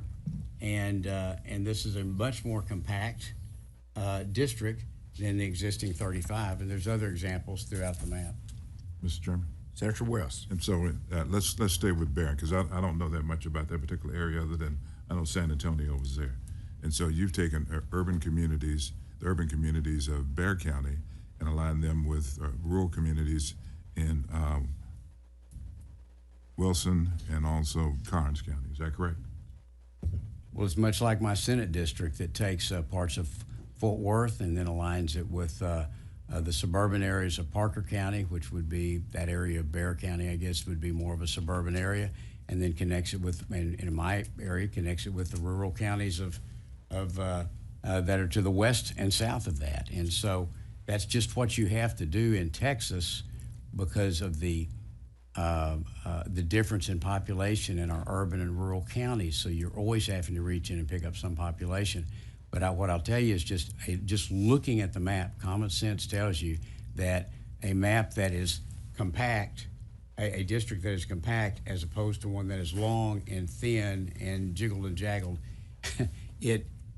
that compact one is more compact. I don't know how else to put that. Again, I'm talking about communities of interest. So when you did your analysis for that particular area to make a determination as to whether those were communities of interest, what did you take into consideration? if anything? Well, I mean, generally speaking, an inner city area is going to have a little bit different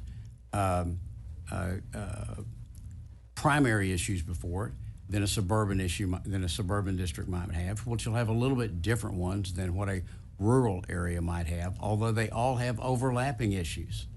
And so I think when you're trying to draw a map and you're trying to get 766,000 people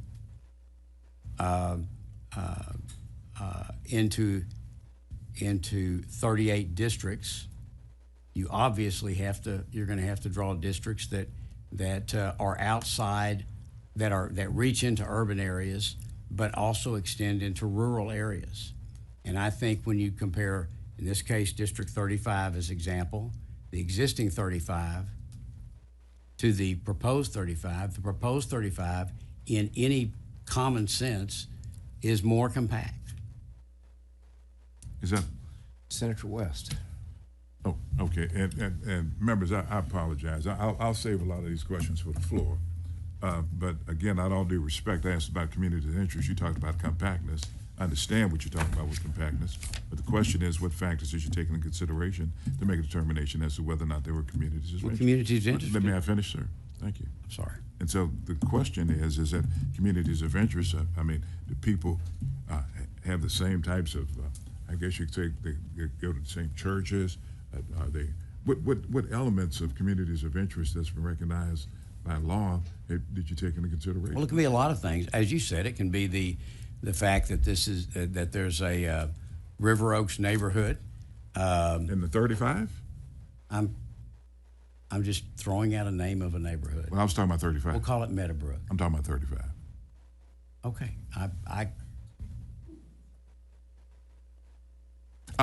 I'll do respect. No, you're not. No, it's not being with due respect. Let Senator I'm King trying to answer answer the the question. question. I'm trying to answer what you ask. What I mean by what I take into consideration in a community of interest, Okay, which is fair one enough. of the traditional redistricting criteria. Exactly. All right. It can be many things. It can be a historic neighborhood, okay, or it can be the regional water areas. It can be the regional transportation areas, the TxDOT zones. It can be the economic development areas. And I'll use as another example, my home county of Parker, a large percentage of the folks in Parker County drive to Tarrant County for work. So in that regard, there's a community of interest in the commuting, in the jobs that are provided in Tarrant County, and the families that live in Parker. Now, as Tarrant moves into Parker and more of that business moves into Parker, we share that economic base. So communities of interest can be anything, and particularly in a county the size of Tarrant. Now, when you look at 35, you see those large rural counties, and you also see a larger population base in the more suburban area of and less developed areas of Bexar County, and they're going to be more aligned from a community of interest standpoint than they would if you had picked inner city San Antonio. And I think it's a very good district. Okay. And I'll also suggest that no one on this committee has offered amendments to change that district, and anybody is certainly available to, or has the option of offering amendment to change that district on the floor. But my point is, when I look at it, it is a much more compact district, and compactness takes into account geography and all the traditional redistricting criteria. And any common sense look at it says it's a more compact, better designed, easier to represent from a driving distance for the congressional member, and it's just a better district all around in its geography. Okay, it sounds like you've used the word compactness about 10 times. So Senator West. Mr. Chairman, it sounds like you used the word compactness several times in your response to me. I appreciate your response, but it seems like compactness was the number one element that you took into consideration in drafting or presenting this particular map. Thank you, sir. Members, any questions for this panel? If not, thank you each for your testimony. Senator Miles, you're recognized. Thank you, Mr. Chairman. Senator West, let me just answer your questions that you were trying to get answered as you exit. The gentleman's name is Adam Kincaid, who's out of Virginia, who wrote this map. And it's just coincidental that he runs the National Republican Redistricting Committee. Oh, yeah. Yeah. He's done so for a while now, and he lives out of Virginia. That's who actually drew this map. And for the numbers, Senator, we had 205 today, as of today. And I'd be generous in saying that 5 of those were for the map and the 200 were against. Now today we've got 117 signed up against the map and 3 for the map. So now what the chairman's going to do with those numbers, that's up to him. You asked him that question. He's going to have to give you that answer. Thank you. Thank you. Thank you, Senator Miles. We'll proceed with our public testimony.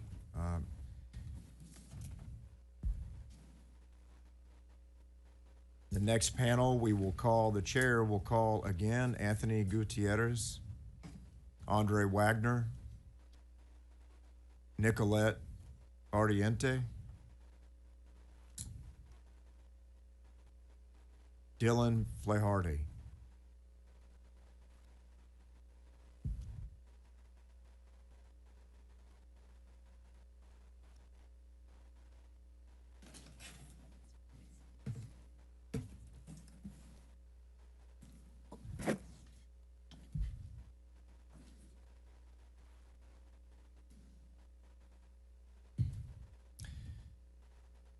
You may begin, sir.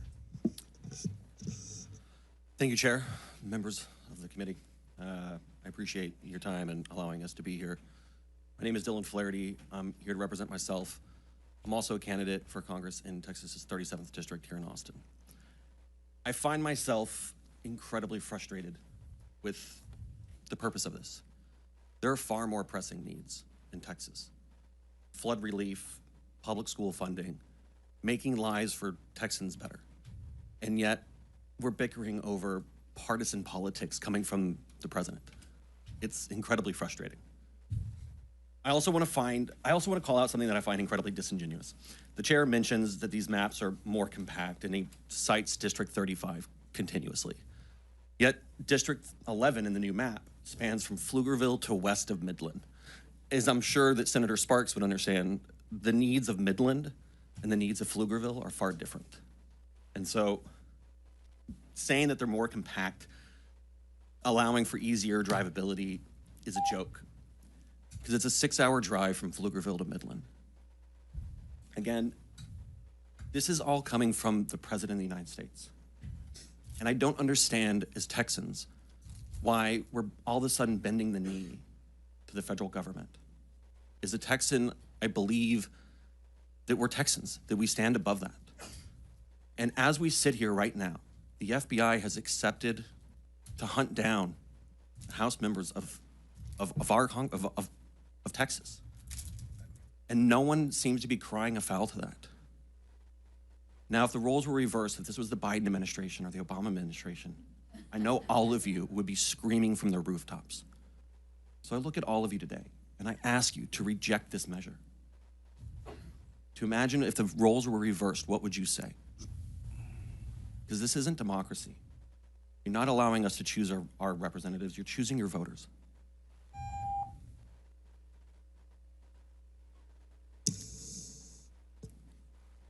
Hello. Go ahead. Yes, you may begin. Thank you, Chair and committee members. Good morning. My name is Nicolette Ardiente. I am here representing myself and the State Democratic Executive Committee of Congressional District 23. I'm on the outskirts of San Antonio that goes all the way to El Paso right now. And like many of y'all, I do also have constituents that I report to that come to me regularly and ask me about, like, hey, what are the issues that are happening, not only with the Democratic Party, or how can I get in contact with my representative? Their issues, again, from San Antonio to El Paso, range so differently, from Del Rio to Maverick County, Eagle Pass, to Crystal City, Zavala. Like, these are all rural towns. And I've heard so many folks on this dais talk about CD 35 in Bexar County. Respectfully, you do not live in Bexar County. You don't know the issues that impact us in Bexar County. Yet you want to refuse to hear the public testimony of Texans who, like working class Texans, wish they could be here in front of y'all to talk about why redistricting is so impactful to them, but they're not given that opportunity. They have to work. They have to make sure their kids are getting ready for school next week. But y'all are not giving every single Texan that opportunity. And as the gentleman mentioned, being frustrated is almost like, we carry it with a pride as Texas now, because we don't have the representation that we truly deserve. Again, from San Antonio to Del Rio to Eagle Pass, all over Southwest Texas, I have constituents who are constantly asking for help. If you want, you could split up Congressional District 23, but nobody wants to talk about that because that's a solidly Republican district. I really want to see leadership that shows up for Texas, and I do commend all of the Texas Democrats that have fled the House, fled the Senate to do so. So thank you again for your time. Thank you. You may begin. Thank you. My name is Andre Wagner. I'm also representing the Houston Black American Democrats. I come here as a resident of Congressional District 18. I've lived in Congressional District 18 for over 20 years. My mother lives in Congressional District 18. My sister lives in Congressional District 18. Please do not split up our district. Do not pack and crack us like we did in Beaumont. Beaumont, for over 30 years, was a solid Democratic seat that was represented by a wonderful member, built on communities of interest of Latinos and African Americans who voted together. But now Beaumont is split in half. But in Houston, there's too many of African Americans there, so instead you pack us in one district. Now the only real thing I would ask is, instead of voting on making new lines, perhaps put a law in place requiring our governor to call an election after our congressional representative has died. I currently reside in Congressional District 18, and I have no congressional representative, and I have not had so for over 5 months. In Oklahoma, Arkansas, Louisiana, and Mississippi, all Republican states, require their governor to have and hold a special election within either 60 or 100 days of a vacancy. All of them Republican states. Please, if you want to do something about elections, how about requiring our governor, like 4 other Republican states do, to have a special election when there's a vacancy that occurs? I am now without representation. You all are talking about effective representation, and my community does not have so because the governor has chosen not to call an election until November. That makes no sense to me. And so please, while we are talking about having effective representation, I think right now my family, my community is disserved by what's going on in Texas, by what's going on in Congressional District 18. So please implore for my family and yours for better representation. Thank you. Appreciate your testimony. Members, any questions? Senator Miles? Thank you. Andre, let me say thank you for being here today, and thank you for the support your family's always given our community. Not just me, but our community. And I think your math's a little wrong. Brother Turner has passed for 5 months, but we've actually gone without representation in 18 almost a year now. Okay, it's been almost a year that we've gone without proper representation consistently in the 18th Congressional District. You should also know that based on this map that is being presented to us today, we are overpacked. They have taken Senate District 9, Congressional District 9, which was an African American district belonging to Congressman Al Green, put 70% of his district into the 18th Congressional District, which is already an African American district, which now makes Senate District 13 the largest African American, the only African American, and the largest African American senatorial district in the country, damn near. Y'all understand that? So that's packing. That's heavy packing. But they've taken away one of our voices. We had where we had 2, we now only have 1. That's some serious packing. Thank you for your testimony today. And to the gentleman who first spoke, it's absolutely correct. They're not allowing constituents to choose their electeds. This is allowing electeds to choose their constituents. Okay? And that's where we're wrong. And as far as my colleagues in the House who are being chased like runaway slaves, and the only pursuit they're trying to do is protect democracy, we have to stand with them, because that's all they're doing is trying to protect democracy, and they're being chased away and they're being entrapped like runaway slaves. Thank you. Senator King. Oh, thank you, Chairman. Is it Flaherty? Flaherty, yes. Flaherty, thank you. I just wanted to respond to what you said about District 11 and going from West Texas, from Midland, actually goes from Ector County, which is one county to the west, into Travis County. In the current map, it goes from Ector County into Bell County. And so it's almost really the same footprint. It just, instead of picking up some additional population in Bell, it dips in and picks some out of Travis. So the distance from east to west in the current map is really the same as the distance from east to west in the proposed map, and I just wanted to point that out. Do I have a chance to respond? Certainly. I just find it hypocritical at that chair's discretion, but I'm sure. So you talk about this thin line that goes down I-35, but in District 11, that thin line follows along the Williamson County and Travis County border. So it's the same thing, and then it balloons out into West Texas. It's a 5.5, 6 hour drive. And by saying that it already exists to some extent doesn't make it any better, especially when you're claiming that the 35th district. But you understand in West Texas, for you to be able to get 766,000 people together, you've got, so these numbers will be a little bit off, but I think they're still pretty close.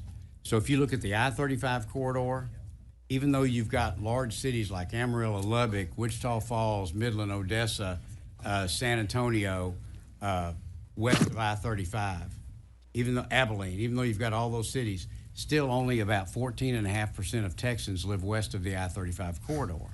And if you look at the East Texas, the I-45 corridor, only about 8.5% of Texans live east of that. Most of the population is in the triangle.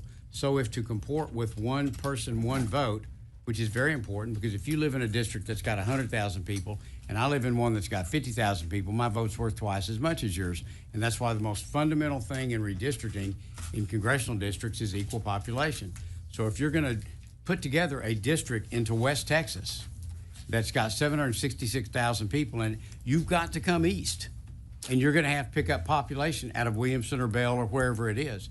And so my only point was that you had said it was wrong to come all the way from Ector County to Travis County in a new map, and I was just simply saying that the footprint really hasn't changed. It's just going from Ector County into Bell County, which is just one county north of, or 2 counties north of Travis County. So it's still that same spread, but you just don't have any other way to draw those West Texas districts and comply with the most fundamental purpose of redistricting. That is so intellectually lazy. Like, no, it's not. honestly, that is the most intellectually lazy argument I've heard thus far. It's just simple. Sir, You can drive. We're not here to debate.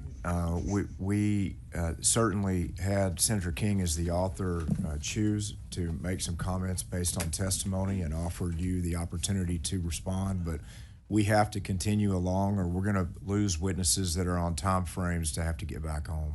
Thank you. So thank you for that, Thank you. Mr. Chairman. Simple math. Thank you for your testimony as well. Very much appreciated. We're all listening very closely. Thank you both as well. We'll call the next panel Dr. Craig Nazor, Robert Norris, Susan McNeil, Emily Amps. Please come forward, and we'll begin with Dr. Nazor. Hello, my name is Dr. Nazor. I'm the Conservation Chair of the State Chapter of the Sierra Club. Cyrus Reed, our Conservation Director, has submitted some really good points here about how this redistricting negatively affects people's power to control the kind of environmental issues we have. One point I'd like to say is about this compactness. District 10 has not been compacted since it was first drawn. It looks like a python that swallowed an elephant, and it continues to look that way, and it's highly unrepresentative. Another district that I'd like to talk about, it's in the valley actually, it's a couple of them, and it's about Corpus Christi. Corpus Christi Harbor is facing huge challenges with pollution. And desalination plants and LNG plants, and there's an ethane cracker plant there now. And what's happened, even though some of the districts may look more compact, they divide Corpus Christi up now into 3 different areas. And 127, it reaches around like a little snake to bite off a little Republican area, a really Democrat area right there. And what happens in Texas is, for instance, the TCEQ is not allowed to control cumulative impacts of pollution, just individual places. So when they built that ethane cracker plant, the TCEQ told Exxon that no, that's too much air pollution. Build 2 plants right next to each other and okay them each for half that amount, and we can do it. That was just dumb. And everybody saw through it. But now they're impacted with all this pollution, and they're communities of color, of minorities. And then you split them off into pieces, they can't even go to the EPA through their representative. This is wrong. This is wrong. Thank you for your testimony. Thanks for being here. Oh, Senator Hinojosa, you're recognized. Thank you, Mr. Chairman. And one of the comments I made initially when we started this hearing, that I was very concerned about Nueces County, the way it's being split, I think in 3 ways. And quite frankly, that's not being compact. And Nueces County, as you well know, besides we have the port, refineries, new interests coming in, we have a diesel plant being constructed that will be used as a template for the rest of the Gulf Coast. So all of that is starting completely change around, which I don't think is very good for the communities in Corpus Christi and in the Coastal Bend area when you have that type of division within the county itself and the neighborhoods. But thank you for your testimony. And Sierra Club agrees with you there. Thank you. Thank you, Senator. Welcome. Pull that microphone close. Introduce yourself and give us your testimony. Thank you. Mr. Chairman, members of the committee, my name is Emily Amps, and I'm the Director of Politics and Policy at the Texas AFL-CIO, the state's labor federation with over 250,000 affiliated members across the state, including in your districts. And I'm here to testify on their behalf and for myself. When this weekends, there will have been 4 legislative hearings to discuss disaster response and how we can prevent more innocent lives from being swept away in the floods. And when this weekends, there will have been 13 legislative hearings to discuss congressional redistricting, something no Texan asked for and will further divide already fragile communities. That's time that should have been spent addressing what Texans do need: protection from damaging storms, wages that are enough to put food on tables and roofs over heads, access to health care and health insurance so our neighbors don't have to choose between their well-being and bankruptcy, shielding workers from wage theft and writing laws that protect workers from heat death. But instead, we're here because state leaders would rather bow to the pressure of a president that cares more about his political future than the future of our state. Pressures that will result in silencing even more Texans, including many workers, adding to the many voices already muted by the current district lines. Communities that have already been severed and neighborhoods already divided by this current map, which could be used already as a study in gerrymandering.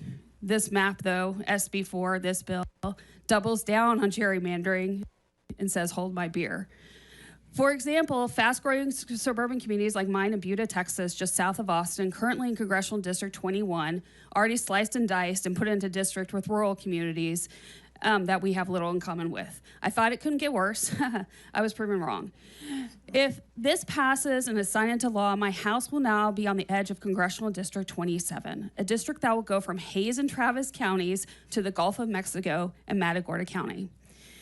On a good day with no traffic, and those of us in Austin know there is no good days with no traffic, that's about a 3 hour and 10 minute drive.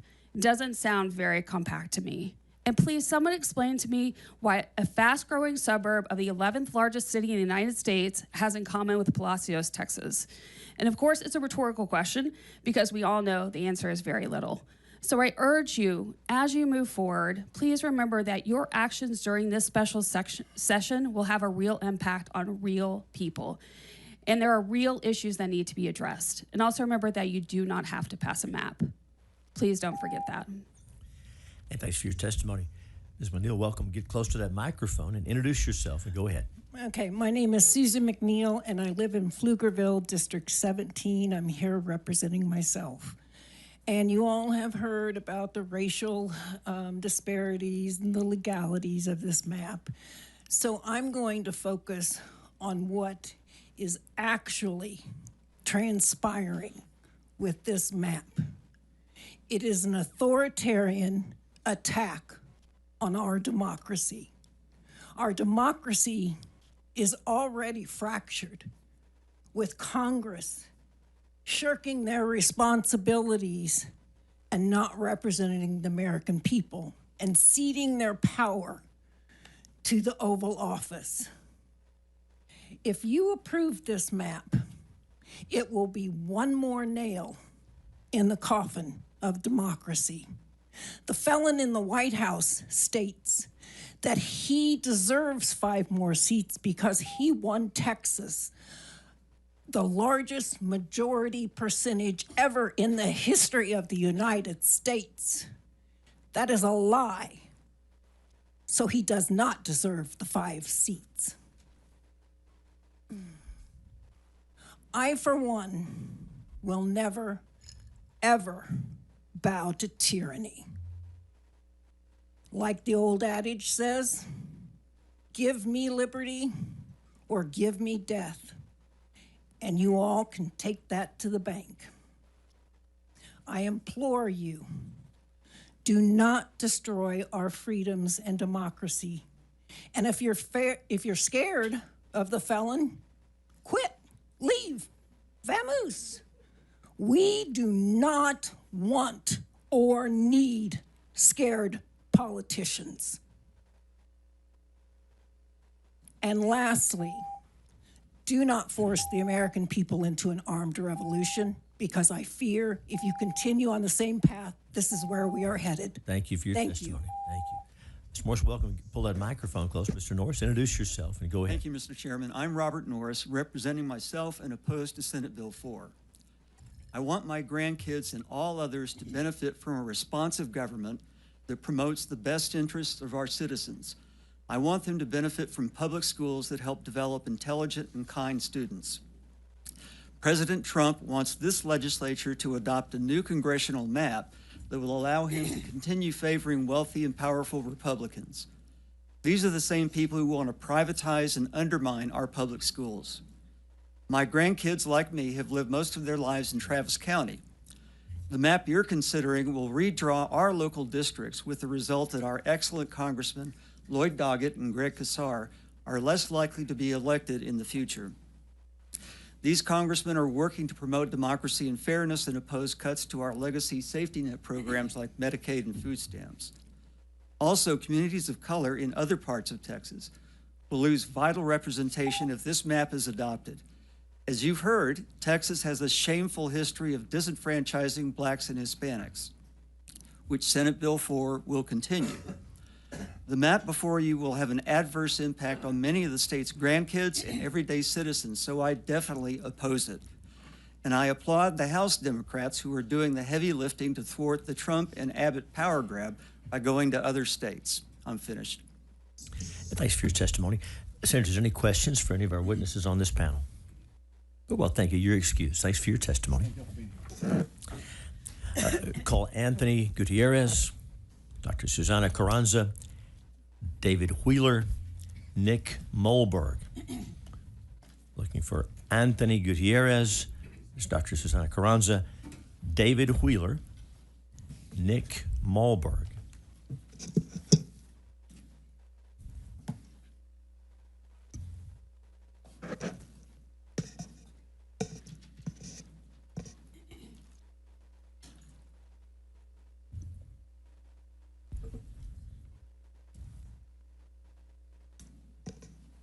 call Carrie King. Is Carrie here wishing to testify? Carrie King.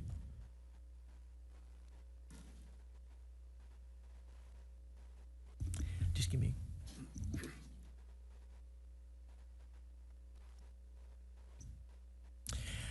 Francesca Fraga Leahy. Is Francesca here wishing to testify? Wow, come on down. Welcome.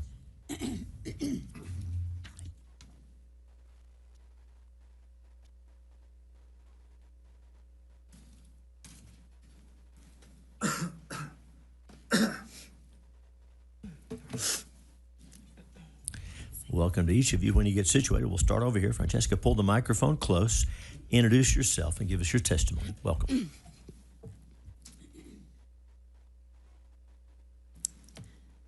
Good morning, Chairman King and Vice Chair Creighton and committee members. My name is Francesca Fraga Leahy, and I'm representing myself in opposition to SB 4. Alongside the vast majority of Texans whom y'all have heard from, and from those whom you have not, I'm vehemently opposed to SB 4 because the proposed map and this process are wrong from a moral, logical, and a Texan perspective. I'm proud to be here today as a lifelong Texan because 3 generations ago, my Mexican and Italian great-grandparents immigrated to America. 2 generations ago, my grandparents raised their families on the west side of San Antonio and in South Waco, and my parents, small business owners, Chicano activists, and lifelong community advocates, raised me and my siblings in Waco, Texas.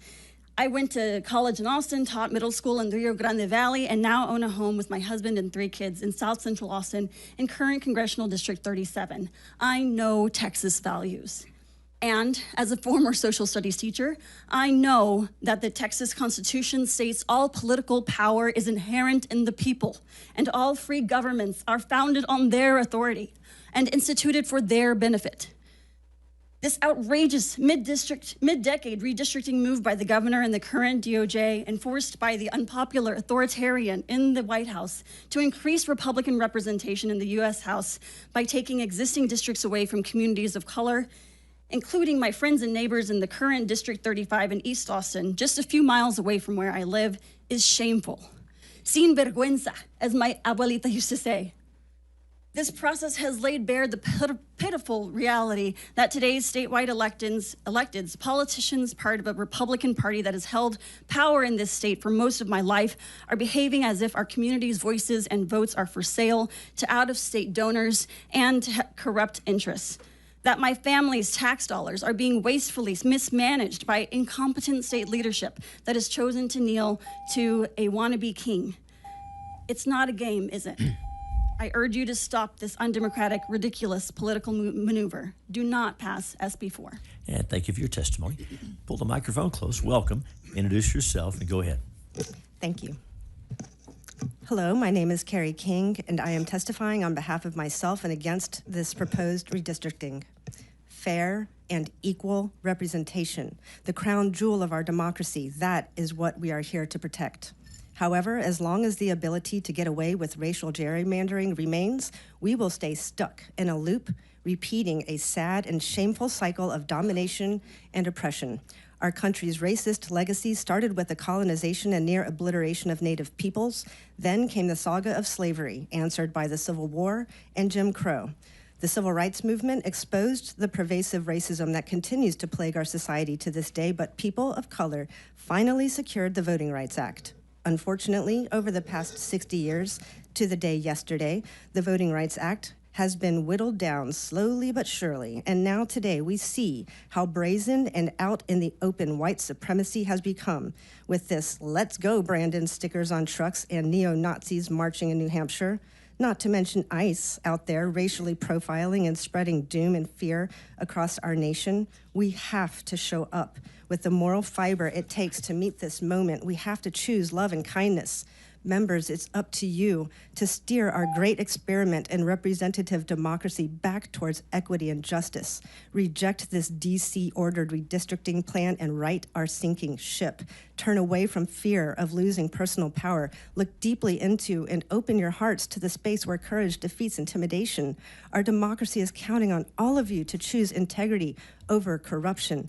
Texas House Democrat representatives who've broken quorum, thank you so much from the bottom of our hearts. Thank you for honoring the nonviolent legacy of civil rights warriors who've come before you, the likes of Jordan, King, and Lewis, who are smiling down upon you. Thank you for the good trouble. I'm here to add my voice to the powerful message we heard from Senator Miles here today, and to demonstrate to my two sons who are present in this room that when we see injustice, we must stand up and fight back. When we do, love wins. Thank you. And thank you for your testimony. Welcome. Pull that microphone over, if you will, and introduce yourself and give us your testimony. Thank you. My name is David Wheeler. I'm representing myself. I'm speaking today in opposition of SB 4. This is a bill that only serves to undercut our democracy and ratchet up the tensions between parties. It is a power grab, as has been acknowledged. Last week, more than 93% of the more than 500 people who testified or dropped cards concerning HB 4 stated that they oppose this action. From Senator Miles's note today, the percentage is 98% against today in testimony. This is a call to try to manipulate the congressional map for party gain, not for the good of the people or for the state. The brave House members who broke quorum have offered you an opportunity to take a step back and reconsider this rash action. Have the courage, integrity, and will to vote no and keep this awful bill, with respect, from leaving your committee. Voting yes will only serve to undermine faith in our government and faith in you. If you will not hear my words, I can only ask that you heed this warning from George Washington in his farewell address. However political parties may now and then answer popular ends, they are likely in the course of time and things to become potent engines by which cunning, ambitious, and unprincipled men will be enabled to subvert the power of the people and to usurp for themselves the reins of the government, destroying afterwards the very engines which have lifted them to unjust dominion. The time that Washington warned us against is now. You have the power to step back from this precipice. Senators, please heed this warning from our first president. Serve democracy over party. Serve state over party, our state. This bill undercuts our great experiment. Vote against SB 4. Thank you. And thank you, Mr. Wheeler, for your testimony. Dr. Carranza, welcome. You know how to do this. Get that microphone close, introduce yourself, and go ahead. I am Dr. Susana Carranza, representing myself, and I oppose this horrible bill and this entire rush process. The chair, Mr. King, has claimed this was a wonderful process, citing the early MATLAS hearings. Well, being forced to mark neutral when so many of us said hell no does not sound like a fair process to me. Texas do not want this rush process or this map. Yet, you filed the same exact map that will illegally break communities of color, of interest, and gerrymander cities, and receive overwhelming rejection last Friday at the House hearings. The chair also mentioned the horrors of the previous administration as a motivation for the new districts. You mean like ICE? Pulling people out of cars because they look brown? Well, that was not the previous administration. This is happening right now.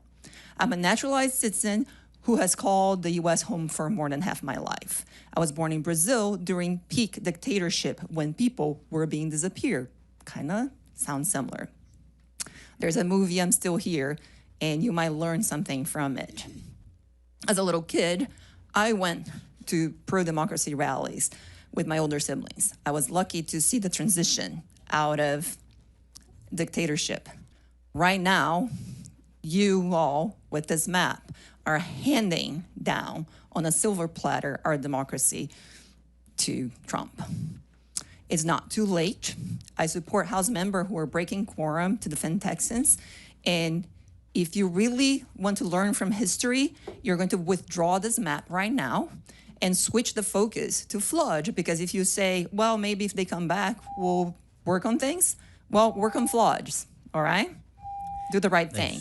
You'll have time. Thanks, Dr. Carranza, for your testimony. Senator King, Chairman King, you're recognized. Oh, thank you, Doctor, and thanks for being here today. Just wanted to make sure of something. You said you were required to vote or to mark neutral when you registered? on the mapless hearings, like last But week. today, you were able to Oh, register yes. opposition.